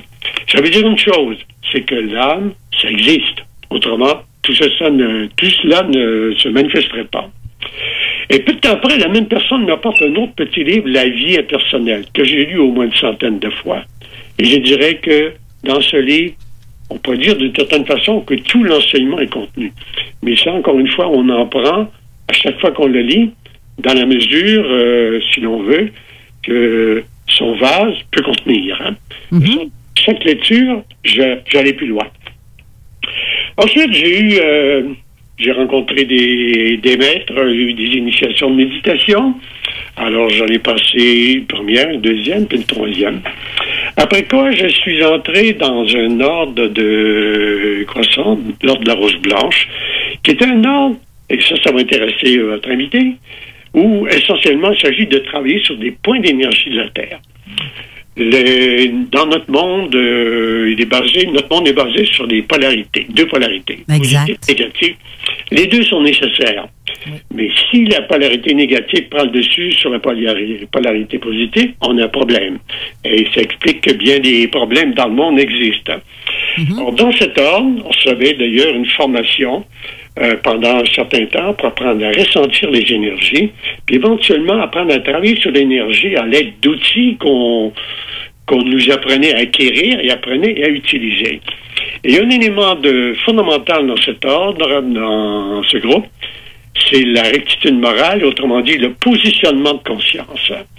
Quand on travaille sur les énergies, si on n'est pas impeccable au niveau du positionnement de conscience, on va polluer les énergies et on va aggraver la situation au lieu de la réparer. Alors, c'est ainsi que pendant une dizaine d'années, nous sommes allés à beaucoup d'endroits. J'ai voyagé beaucoup. J'ai fait jusqu'à 7 à 8 voyages par année, ici et là, à travers le monde, avec des groupes, et travaillé sur divers points de la planète pour bâtir des équilibres énergétiques et dégager certains points d'énergie pour les ramener en positif. Il faut dire ici que certains points sont négatifs et doivent demeurer négatifs. Mais d'autres, normalement, doivent devenir positifs. Donc, c'est ceux-là qu'il faut ramener au positif. Je vous raconte une petite anecdote. À un moment donné, je dirigeais un groupe, j'ai décidé, j'étais dans le Périgord. Je dis, bon, nous allons travailler sur un des monts. Je ne vais pas le nommer parce que ça pourrait être gênant pour des personnes au Québec. Mais un des monts importants ici au Québec. Alors, nous avons commencé à travailler avec nos techniques ou autres. Et la réaction est venue, nous nous sommes fait poivrer de la plus belle façon, au point qu'il a fallu stopper l'opération. On est retourné, on était dans un château dans le Périgord où on logeait, et celui qui dirige le groupe s'est rendu compte qu'il lui manque quelque chose dans les pas, on en a parlé, et là, ensemble, on s'est dégagé de ces énergies-là. Tout ceci pour dire que on peut vouloir travailler ces énergies, mais il faut respecter la polarité. Et deuxièmement, il faut faire attention à quoi on s'attaque. Après ces 12 ans, j'ai eu l'impression d'en faire le tour, et il y a comme une certaine... Ça a coupé? Je suis placé, à ce moment-là, c'était autre dimension. Votre téléphone a coupé un peu. Je ne sais pas si vous avez une autre ligne qui essaie de sonner en même temps. Ah, je ne sais pas. Est-ce que ça a coupé pendant longtemps? À peine un millionième de seconde, mais ça nous a fait perdre un de vos mots. Bon. Alors, je disais que avant de s'attaquer à des points, là, il faut y penser à 2 reprises. Il faut bien identifier ses cibles et travailler de la bonne façon. Sinon, on en a un retour qui peut être important. Bon, j'ai quitté cet ordre après une dizaine d'années. Et comme chaque fois, lorsque je vais dans un groupe ou dans une structure que je la quitte, je le fais en merci en quelque sorte. Je ne réunis jamais ce que j'ai connu avant. Pour moi, c'est comme une échelle. Et chaque période est comme un barreau d'échelle qui permet de passer au suivant, lequel permet de passer au suivant. Alors, depuis mon enfance, même à partir du catholicisme de mon enfance, c'était un barreau d'échelle pour parvenir à les niveaux dont je vous parlais, autre dimension, qui étaient des enseignements qui nous venaient sur Internet, communiqués, et qui apportait un éclairage intéressant, qui allait plus loin que l'ordre de conscience de la route blanche. Puis à un moment donné, ça s'est arrêté, et là encore une fois, je me suis dit, autre chose viendra. Et cette autre chose est en rapport avec un géant que vous avez eu à votre émission là, le 11 mars, Daniel Letourneau, qui apporte une dimension fondamentale aux enseignements et à la connaissance. Pour le situer, je vais résumer. Je l'avais expliqué, d'ailleurs, raconté un petit peu dans la préface de son dernier livre paru, qui est devenir guide au service de la source, là. Nous avons eu d'abord, rappelez-vous que il y a eu les religions anciennes, tout le panthéon des dieux, etc. Tout ceci était dans la foulée de Sumer. Sumer qui est à l'origine de toutes les religions que vous avez sur Terre, incluant la religion catholique. Et bien sûr, le catholicisme s'est développé en Occident, il a pris une importance considérable, et surtout, c'est devenu une structure sclérosée basée sur les dogmes, le pouvoir. Les évêques étaient autorisés à parler à Dieu, mais le commun des mortels, lui, devait parler aux évêques, mais il n'avait pas le droit de parler à Dieu. Exact. Pareil comme dans le temps, les prêtres, c'était ça. C'est les seuls qui pouvaient être... de la même mouture. C'est ça. C'était les seules personnes autorisées à être médium. Si t'es pas médium, si t'es pas prêtre, t'as pas le droit d'être médium. L'ego, encore une fois. Et voilà. C'était ça, la religion basée sur le pouvoir. Et un pouvoir qui a sclérosé la spiritualité complètement. Or, est arrivé dans la première partie du 19e siècle, Elena Blavatsky, qui, elle, a vraiment lancé une immense pavé dans la mare, là, avec Isis dévoilée, ensuite la doctrine secrète, et qui, elle, a transmis des enseignements de maîtres, notamment auxquels elle avait accès, et qui apportaient un éclairage complètement différent, où ces structures, ce pouvoir sont évidemment éliminées, et c'est l'individu lui-même qui entre en contact avec la source. Elle a été suivie 50 ans plus tard par Alice Bailey, qui, elle, a reçu 10 000 pages d'une entité, un maître qu'on appelle le Tibétain, Dwight Cole, en fait. Il lui a transmis un enseignement qu'elle a publié dans une série de livres, notamment, dans la structure qu'elle avait créée, l'outil Strauss. Encore une fois, elle-même explique à un moment donné que ce que Blavatsky et elle-même ont apporté est un avancé dans l'évolution spirituelle. Mais c'est jamais le point final. D'ailleurs, elle écrit à un moment donné, si vous permettez, je vous lis 3 lignes. Aucune forme spirituelle ne peut jamais être une expression ultime. Chaque sens, lorsqu'on l'a pénétré, devient automatiquement la lettre d'un sens plus profond, de sorte que l'ancien phénomène acquiert un sens nouveau. Donc, Blavatsky, Alice Bailey ont apporté des éléments fondamentaux. Ce sont 2 géantes. Mais il y a un autre élément que Daniel Letourneau apporte, qui est le courant sonore et le vortex doré. Elles avaient parlé, les deux, de la lumière. Ils n'ont jamais parlé du son. C'est ce que Daniel Letourneau apporte dans son livre qui a été publié, notamment. La dimension du courant sonore, qui est un aspect fondamental. Et c'est sans quoi, je vous dis que il est de la même taille, son passage et ce qu'il apporte est un aspect de l'enseignement aussi fondamental que ce que les 2 prédécesseurs ont apporté. C'est un éclairage nouveau absolument essentiel. Et dans le vortex doré, notamment auquel il est initié, auquel il peut initier également un certain nombre de personnes, ça permet, ce vortex doré, d'entrer en contact avec le plan de l'âme, donc sortir des mondes inférieurs, de la dualité, et parvenir au plan de l'âme où il n'y a plus de dualité. Et à partir du moment où l'être parvient au plan de l'âme, il peut se libérer des mondes inférieurs, donc se libérer des réincarnations, et commencer à œuvrer, passer à une autre étape, parce qu'il n'y a jamais de fin, aider des individus en cheminement à eux-mêmes éventuellement se libérer des mondes inférieurs, à éliminer leur karma, etc., s'en libérer, passer au monde supérieur, quitte à se réincarner si c'est nécessaire, mais pas pour expier pour brûler du karma, mais pour remplir une mission. Donc c'est complètement différent. Alors, je vais vous raconter tout ceci pour en venir, encore une fois, à vous parler de Daniel Letourneau, que vous avez eu. J'ai entendu l'émission, j'ai vu que vous étiez d'ailleurs fortement intéressé. Oui, exact. Et ce qui est remarquable chez lui, pardon, excusez-moi, j'ai pu le noter, c'est qu'il ne nous transmet pas un savoir. Le savoir, il y en a comment dirais-je, on le trouve dans des millions de livres. J'ai une librairie ésotérique, j'en ai lu des livres. Et chaque fois qu'un livre entrait, je me dépêchais à le lire pour en parler à mes clients parce que je les orientais dans leur lecture. Ils venaient voir question de nouveau, je leur parlais de tel ou tel livre, puis je connaissais à peu près le degré d'avancement de chacun, donc je pouvais leur conseiller. Mais tout ça, c'est du savoir. Et il y a plein d'auteurs qui transmettent ce que d'autres ont transmis, qu'ils ont lu d'autres, qui ont lu d'un autre, qui ont lu d'un autre. On n'est jamais à la source. C'est vrai. Ça, c'est le savoir. C'est un peu ce qu'on disait tout à l'heure avec Mme Villeneuve.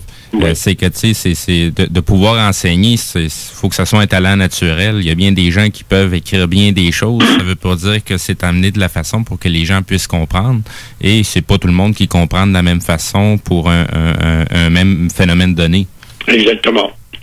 Alors, en écoutant Daniel Letourneau, j'ai pu voir que c'était clair, limpide, simple. Hein? Ça, c'est pas le savoir, c'est la connaissance. Hein? Oui. Et j'ai pu le vivre de nombreuses reprises en échangeant avec lui. C'est que, quel que soit le sujet que vous abordez, il ne va pas ouvrir un tiroir de savoir. Non, ça vient avec son expérience. Il a accès à une connaissance qu'il transmet simplement.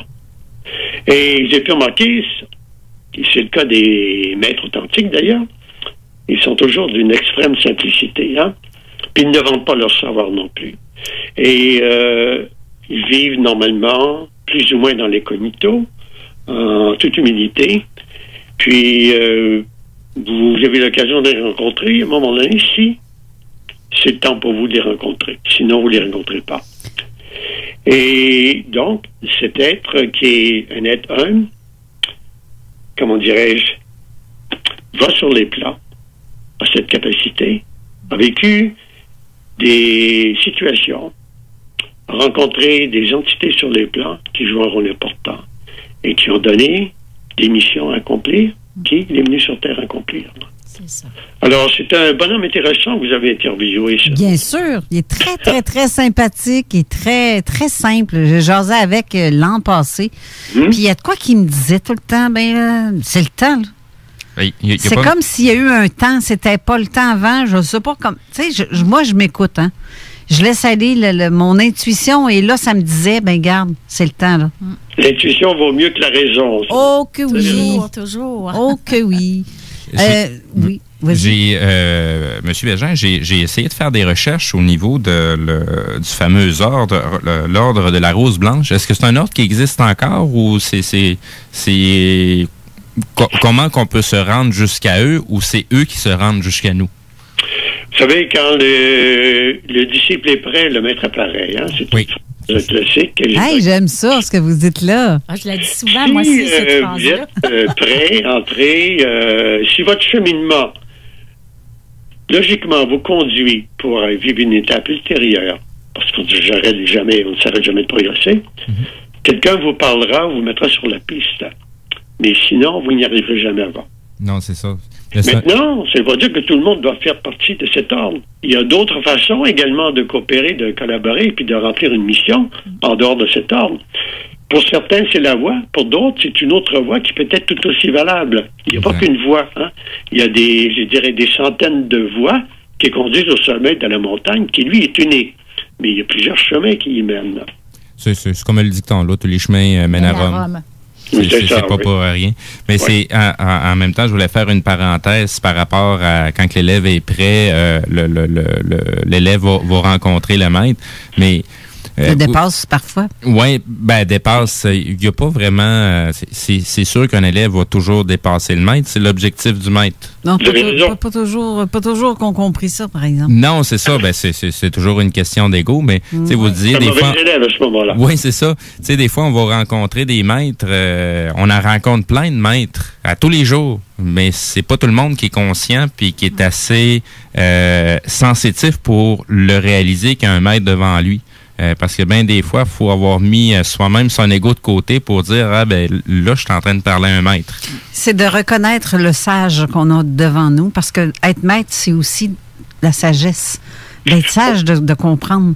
Et sur on pourrait dire, d'une certaine façon, qu'on reconnaît au maître au fait qu'il ne se présente pas comme un maître. Exactement. On va devoir aller à la pause.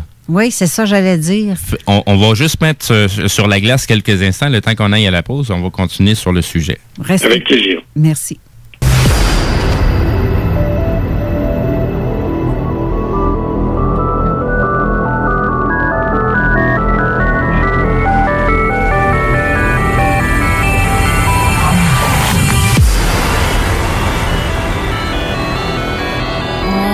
De retour en studio avec Steve Zuniga à la co-animation, Mireille Villeneuve ici en station, à la station avec nous. C'est ça qui est le fun d'avoir du monde en studio, j'aime bien ça. Et Laurent Bégin qui est au téléphone. Alors Steve, tantôt tu avais une question à propos de la croix rose. Oui, c'est ça, on avait commencé avec la question sur l'ordre de la Rose Blanche. J'ai d'autres questions un petit peu plus personnelles. Monsieur Bégin, on parlait de l'être, de l'âme. Qu'est-ce qu'on est en réalité? On est une âme? Ou on est un corps? Ou un mix des deux? Nous sommes un ensemble de corps. Corps physique. D'abord, pour habiter les mondes inférieurs, nous avons 4 corps. Corps physique, corps astral, corps causal, corps mental. Et lorsque nous libérons des mondes inférieurs, eh bien là, nous avons le corps de l'âme, etc. Et il y a encore une série de corps plus subtils, mais qui n'ont plus de polarité, qui n'ont plus de matière. OK, mais ça c'est différentes couches, mais au bout de la ligne, on est quoi exactement? Est-ce qu'on est toutes ces couches-là ou on est quelque chose comment je pourrais dire ça? J'ai de la misère à trouver les bons mots pour le vulgariser. Le mot couche, c'est intéressant, vous avez raison de dire. En fait, nous ne sommes pas nos couches. Hein. Donc, nous observons le corps physique est la plus dense de ces couches. Pour venir dans ce monde matériel, ils ont besoin d'un corps physique, autrement. Et il est extrêmement important, d'ailleurs, ce monde physique.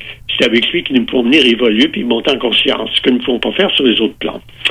Mais nous ne sommes pas nos corps. Ultimement, nous sommes une étincelle de la source, une partie de la source qu'elle a créée, qu'elle a expédiée à un niveau d'inconscient dans les mondes de la matière pour qu'elle fasse des expériences et à travers les expériences monte en conscience. Et c'est la source qui, à travers vous, moi et d'autres et des trilliards d'individus qui sont en évolution, prend conscience d'elle-même, expérimente et elle le fera jusqu'au moment où elle décidera que ça suffira. Je suis entièrement d'accord avec vous, M. Bégin. Ben, j'ai bien vu depuis tantôt que tu fais des signes de tête de oui à chaque phrase qu'il dit. Ça, j'allais vous demander si vous avez quelque chose à ajouter. Oh, ouais, je suis tout à fait d'accord. Ben, c'est ce que j'ai appris et c'est ce que je ressens et c'est ce à quoi j'adhère aussi. Mm-hmm. C'est merveilleux, ça. Parce que je te dis, je l'écoute, puis ben, c'est ça, je me dis aussi. Les sons, les mots résonnent. Vraiment la vérité en dedans. Tu me fais repenser en même temps à une autre question que j'avais, parce que tantôt mentionné par rapport à la lumière, Daniel est un des seuls qui mentionne par rapport au son. Au niveau du son, est-ce que c'est vraiment, comment je pourrais dire ça, est-ce que c'est vraiment la première source? Parce qu'il y a comme un débat avec la première partie de la Bible où ce que ça disait, là j'ai pas les Au début était le verbe, hein? Oui, et c'est ça. Au début était le verbe. Comment dire? Dans la Bible, c'est un mélange de vérité et de fausseté souvent. C'était manié, remanié, etc., tripoté ou autre. Chaque religion l'a adapté à sa sauce pour justement que ça devienne sa base pour établir son autorité. Le son, en fait, comment dirais-je, il y a des niveaux dans le son. Vous avez un premier son que l'individu qui est connecté à un moment donné au plan de l'âme va commencer à entendre, qui est comme un silement dans les oreilles. Hein. Mm-hmm. C'est pas un écouphène, ça, c'est un silement. Et dès que la personne se branche ou pense à quelque chose de spirituel ou autre, ou s'interroge, le son vient. Et ça devient éventuellement un compagnon, de sorte que le son va être comme un avertisseur. Si la personne va dans le bon sens, le son vient confirmer. Si la personne dérape, à un moment donné, il commence à se poser la question, le son intervient aussitôt. Donc, il vient confirmer qu'ils vont l'orienter sur sa démarche. Vous avez également des niveaux de son plus élevés, comme c'était un orchestre, par exemple. Le son très beau, elle reste. Il y a des flûtes ou autres, plusieurs niveaux de son, et qui correspondent à des niveaux plus ou moins élevés au niveau des plans supérieurs lorsque le contact est établi à ce niveau-là. Or, d'où l'importance du son. Avant, on parlait de la lumière, mais on ne parlait jamais du son. Or, le son est fondamental. C'est ça. Ben, parce que moi, nous rattache au plan supérieur. Le son nous rattache au plan de l'âme. Oui. La lumière ne le fait pas, nécessairement. Parce que je voulais faire référence aussi, il y a quelques années, c'est presque une cinquantaine d'années en arrière, il y a eu des expériences qui ont été faites sur des êtres humains, sur des cobayes. Les gens ont été pas enterrés, mais enfermés à des endroits où ils n'étaient pas en mesure d'être en contact avec la fréquence de la Terre, qui est la fameuse résonance de Schumann. À une certaine époque, elle se tenait aux alentours de 7 à 8 Hertz de mémoire. Donc, les gens doivent être toujours connectés à cette fréquence-là. À partir du moment où ils ne sont plus connectés à cette fréquence-là, qu'ils sont plus capables de la percevoir d'une façon ou d'une autre, c'est là que les gens commencent à péter les plombs, comme on dit. Donc, est-ce que ça serait la même référence par rapport au son qu'on parle et la fréquence terrestre ou les diverses autres fréquences naturelles qui existent? Je ne pourrais pas m'avancer sur ce plan-là. Je ne veux pas dire des bêtises, là. Je sais que la Terre, qui est un être vivant, a un son que des êtres perçoivent. C'est pas... Je ne peux pas faire le lien entre le son de la Terre et le son qu'on va percevoir en étant branché au plan de l'âme, par exemple. Lorsqu'on est initié au vortex doré, notamment, là, on entend ce son-là. Certains y parviennent avant même cette initiation. C'est que quelque part, ils étaient déjà en contact. Oui.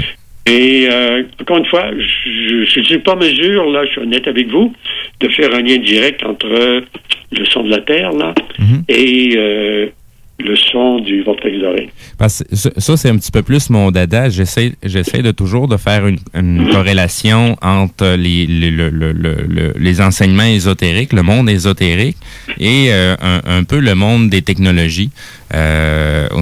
Parce que je crois que Daniel Letourneau, qui a une formation scientifique, oui, ben c'est ça. C'est davantage là-dessus.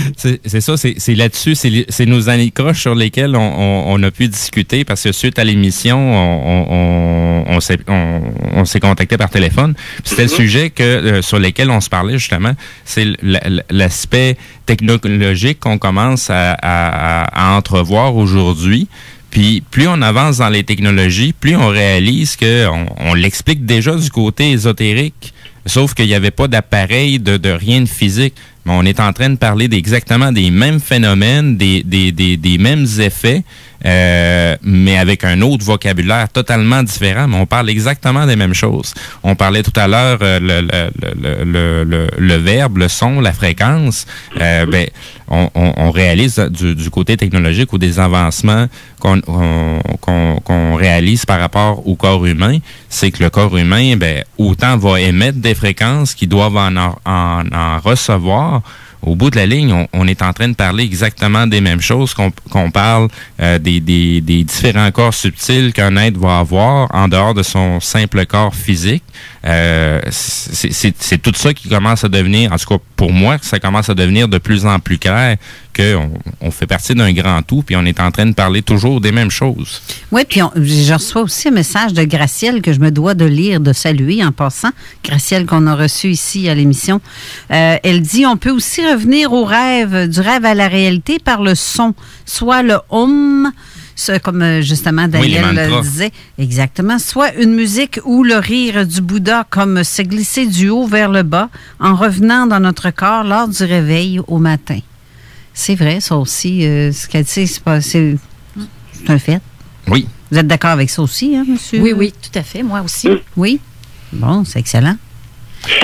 Je fais le pendant de ce que vous dites, c'est que souvent, vous avez des enfants qui ont des capacités psychiques, qui voient des choses, qui entendent des choses, et on les assassine très tôt en leur disant, non, c'est ton imagination, ça n'existe pas. Ah, tellement. Et ça, c'est fréquent. Mais elle est là, cette capacité. Si elle n'est pas tuée dans l'enfance, elle va continuer de se développer. Oui. Et ce qui nous donne des médiums qui sont très puissants ou des individus dont la progression va se poursuivre et qui vont les amener à entrer en contact avec vraiment les plans supérieurs. Exact. Et là, on avait aussi une autre question à propos de l'archange Gabriel. Tantôt pour toi, Mireille. Oui. Mais vous, M. Bégin, les anges, ça vous parle? Les anges, toute cette panoplie joue son rôle. Hein. Ils sont des serviteurs. C'est ça. Ils ne sont pas au même titre que nous, et c'est là que nous avons plus de chance qu'eux. Ils ne sont pas des étincelles envoyées par la source à travers lesquelles elle développe sa conscience et prend conscience du monde, elle fait ses expériences. Les anges, les archanges, les archontes, etc., font partie des structures, sont des serviteurs au service, en quelque sorte, à notre service, en définitive, au service de cette démarche de la source. Quand on dit à notre service, on veut dire au service de la source, parce que nous sommes, encore une fois, des émanations de la source, et c'est à travers nous qu'elle s'exprime, qu'elle fait son expérience, qu'elle se développe. Et les archanges ou autres, Gabriel ou Michael, en définitive, sont à l'appui de cette démarche. Ils sont créés pour ça. Oui, M. Bégin, nous l'avons. Je vais intervenir un petit peu, M. Bégin, c'est Mireille. Quand je les reçois en canalisation, les anges, c'est arrivé à quelques reprises qu'ils m'ont dit « Nous vous honorons, car vous êtes venus travailler quelque chose de difficile. » Ça vous a surpris quand vous avez entendu ça? Ben, un petit peu. Oui et non, mais c'est vrai quand on y repense, parce qu'eux, ils n'ont pas de corps aussi. Ils sont pas plongés ici puis obligés de retravailler pour remonter. Mais eux, quand ils vous ont dit ça, ça veut dire c'est qu'ils perçoivent qui nous sommes en réalité. Oui. Parce que nous nous définissons souvent par notre corps physique, où on est peu de choses, bien sûr, peu de pouvoir. Mais étant des étincelles de la source, nous sommes une partie de la source. Nous sommes en quelque sorte la source d'une certaine façon. Pas toute la source, mais c'est comme la goutte d'eau qui fait partie de l'océan. Et elle est l'océan, la goutte d'eau. Oui, ou la cellule d'un corps. Voilà. Mais les archanges, etc., sont conscients de cela. D'où l'énorme respect qu'ils ont. Parce qu'ils ont un respect absolu pour la source. Et comme nous sommes incorporés à la source, ils ont un respect très élevé pour nous. Et c'est la raison qui explique que vous ayez entendu cette phrase. Ben dans le fond, de fait d'appeler les anges comme Gabriel, Michael ou peu importe, chacun a sa mission, chacun est là pour... a son rôle. On sait ça, son rôle à jouer. Oh, oui. Mais quel rôle a le particulier, Gabriel? Gabriel, c'était le messager. Hein? C'est lui qui a annoncé à Marie oui, exactement. qu'elle allait enfanter. Et identifié au message, effectivement. Oui, c'est un grand être de sagesse et un grand messager. Donc chacun a un rôle bien spécifique. Oui. Michael, c'est l'archange, parce que ce sont des archanges, eux. Archange de la paix. Donc c'est aussi l'archange de la foudre de la guerre, Michael, avec son épée. Avec son épée, et oui. Alors, il peut nous protéger, il peut des... Donc, c'est ça, il y a quand même deux facettes. Ben, pas deux facettes, je le dis à cause de notre expérience de dualité, mais... C'est ça qu'on remarque, c'est que comme M. Bégin disait tout à l'heure, il y a des points qui doivent être positifs, d'autres qui doivent être négatifs, puis il faut que ça soit comme ça, il faut qu'il y ait un certain équilibre entre les deux. Même au niveau des anges, ben, on a l'impression qu'il y a deux aspects, mais c'est un être tout entier, là. Ben, il y en a qui ont dévié quand même. Lucifer a fait fausse route, hein, et ce qui est arrivé à un moment donné, est arrivé à un moment donné où la source a donné du pouvoir justement à des entités importantes là, pour diriger, diriger les humanoïdes sur les milliards de planètes qu'elle avait créées. Et à un moment donné, ces entités ont réalisé que ils avaient, en définitive, ils étaient investis des pouvoirs de la source qu'elle avait mis en eux pour fonctionner. Alors, il y en a qui ont fait bande à part, qui sont révoltés contre la source. Non, ils ont décidé de fonctionner pour eux-mêmes et non pour la source. Et c'est cette fameuse bataille-là dans des anges dont on parle notamment, qu'on nous enseigne dans l'enfance notamment, et notamment Michael à la tête là, on dit des bons anges, qui ont vécu précipités aux enfers, les mauvais anges conduits par Lucifer. Alors, il y a eu à un moment donné, certains groupes ont cessé de remplir leurs fonctions telles qu'ils devaient la remplir. Au lieu d'être des serviteurs, ils ont voulu être être l'empereur, être le roi. Alors, ceux-là ont été mis de côté, c'est-à-dire qu'ils ont été exclus, en quelque sorte, et ils dirigent le clan négatif. À ce moment-là, ils jouent quand même un rôle important, parce que la négativité est importante. Sur le plan où nous nous trouvons, s'il n'y avait pas de négativité, on ne pourrait pas évoluer. Ça n'aurait aucun sens. Il n'y aurait aucune raison de venir s'incarner ici. Exact. Alors, les entités positives, les entités négatives jouent leur rôle, et de sorte que les humains que nous sommes, qui venons nous y incarner, allons exercer notre libre arbitre, et selon les choix que nous faisons, aller du côté positif ou négatif, monter en conscience ou aller vers l'anticonscience. Oui, ils sont des grands tentateurs. Hein? C'est la tentation. Hein? Alors, en ayant le libre arbitre, est-ce que je choisis le chemin de l'amour ou si je choisis le chemin de l'ego? Et c'est là qu'ils ont leur rôle à jouer. Tout à fait d'accord. Parce que... Exactement. S'il n'y avait pas de tentation, il n'y aurait aucune possibilité d'évoluer, puis il n'y aura aucun mérite non plus. Là.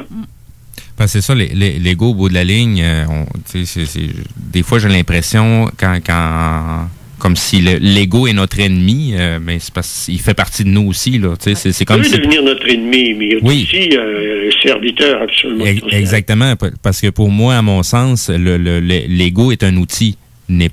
Ça me représente pas, là. C'est un outil à laquelle que je vais me servir pour être capable d'apporter encore plus de mordant, mettons, à mes propos, dans ma façon d'être, ou d'amener une idée ou une opinion. Votre intellect est votre outil, votre corps est votre outil. Exact. C'est ça. C'est dans la façon, des fois, que les gens en font l'interprétation, ou les gens de connaissance qui essayent de transmettre ces informations-là, bien souvent le transmettent comme si c'est l'ennemi à abattre, là, l'ego. Là. Non, c'est une erreur complète. Abattre l'ego, c'est se priver d'un outil essentiel. On présente l'ego, comme vous dites, là, que l'ennemi qu'il faut contraindre. Alors, ce qu'il faut, c'est canaliser l'ego, le domestiquer et lui faire jouer son rôle. Il a un rôle important, mais un rôle de serviteur. Il doit servir l'âme, hein? Il doit être au service de notre âme. Exactement. C'est pour ça qu'on dit qu'à la base, connais-toi toi-même. Oui. Et c'est là, d'ailleurs, c'est à ce niveau que beaucoup de personnes dans le cheminement spirituel faussent route parce qu'ils vont se piéger par l'ego. Lorsqu'on entame une démarche spirituelle, à un moment donné, on finit par découvrir certaines facultés et qui peuvent être identifiées à certains pouvoirs. Et c'est là que certains, ayant découvert ceci, commencent à les enseigner. Ils la tombent sur l'ego. Ils deviennent comme des maîtres reconnus. Ils ont leur groupe qui les suit. Alors, leur ego s'enfle. Puis à un moment donné, c'est l'ego qui prend le dessus. Et là, ils vont, comment dirais-je, se retrouver dans une impasse complète. Ça arrive souvent, ça. Ça va se transformer en secte ou en réel ou en... Exactement. Là, c'est bien que les sectes... Les religions sont des sectes, des sectes. Ben oui, c'est clair. Sont tous des sectes. Mais, comment dirais-je, quelqu'un peut tomber dans une secte, c'est pas nécessairement mauvais. Comment dire, la secte n'est pas bonne en soi, mais elle joue un rôle. Celui qui tombe dans une secte, à un moment donné, va y faire une démarche, il va subir le contre-coup, et c'est une occasion ou de se perdre complètement ou de monter en conscience. Oui, c'est ça. Tout est un marchepied, si vous voulez, pour monter en conscience. Et les expériences que l'on vit, c'est pas par hasard que quelqu'un va se retrouver être conduit dans une secte à un moment donné. Il y a quelque chose qui l'a amené là. Hein. C'est guide ou autre, là, mais son cheminement l'amène là. C'est qu'il y a une expérience à vivre, soit s'y perd, soit à ce moment-là, il s'en sauve et il va grandir. Ça fait partie du chemin. Oui, exactement. Oui, des expériences que l'on doit vivre. Exactement. Mais sur ça, on va être obligé de conclure à l'émission parce qu'il reste à peine 2 minutes. On va devoir vivre cette expérience-là à nouveau, de couper ça en plein milieu du meilleur, presque. Oui. En plus, mais j'ai vraiment, M. Bégin, je trouve ça très intéressant. Vous savez, c'est Steve qui a comploté avec Daniel. Oui, c'est ça. Daniel m'a présenté quelques personnes. J'en ai un autre que je vais devoir faire par Skype parce que le monsieur est à Hong Kong. Donc, c'est un petit peu plus complexe de le recevoir à la radio. C'est pas mais évident. On va faire un préenregistrement de l'interview. Permettez-vous une courte question avant de vous quitter. Je vous en prie. Avez-vous un gros auditoire? Oui. Pas mal. Énorme. Je dis pas énorme, on n'a pas des millions, mais on a des milliers. Tant mieux, parce que si vous aviez des millions, vous auriez tellement de problèmes que vous ne pourriez pas continuer. Non, c'est ça. Ça ferait longtemps qu'on aurait plus que des hélicoptères qui se promènent alentour de la station. Non, mais on a des milliers d'auditeurs, vraiment. Je n'ai pas le chiffre exact, là, mais je sais qu'on a une très, très bonne cote d'écoute. Et on a, bien plus... qui doit être là parce que ce sont les personnes, c'est la Terre qui est en mesure de recevoir l'eau de vie que vous distillez. Et voilà. Exact. Et on remercie les auditeurs de votre présence. Exactement, parce que sans vous autres, sans vous tous, on ne serait pas là. Et plus que vous y a d'auditeurs, plus que mon boss aime ça, moi, parce qu'il dit ton émission en pointe, c'est le fun. Ben oui, Exact. mais c'est parce que les gens aiment ça. Et Moi, les c'est- gens sont plus ouverts. C'est justement parce que les auditeurs sont là que ça me donne envie de parler. Sinon, Et ça me voilà. sert à rien de rien dire. Et voilà. Merci beaucoup, M. Bégin, d'avoir été là. J'ai été heureux d'être avec vous. Ben, Merci. si vous passez dans le coin de Québec et, mettons, parce que ça irait peut-être pas avant septembre, ça serait intéressant de vous avoir en studio. Merci Pas de aussi. faire. Merci aussi à Mireille Villeneuve d'avoir été là pour avoir répondu à la suite de l'émission de la semaine dernière. Ce fut un plaisir. Merci beaucoup. Et la semaine prochaine, vous allez être très surpris de qui va être là. On peut pas le nommer. On peut pas le nommer, mais je peux juste vous dire Spotted OVNI du Québec.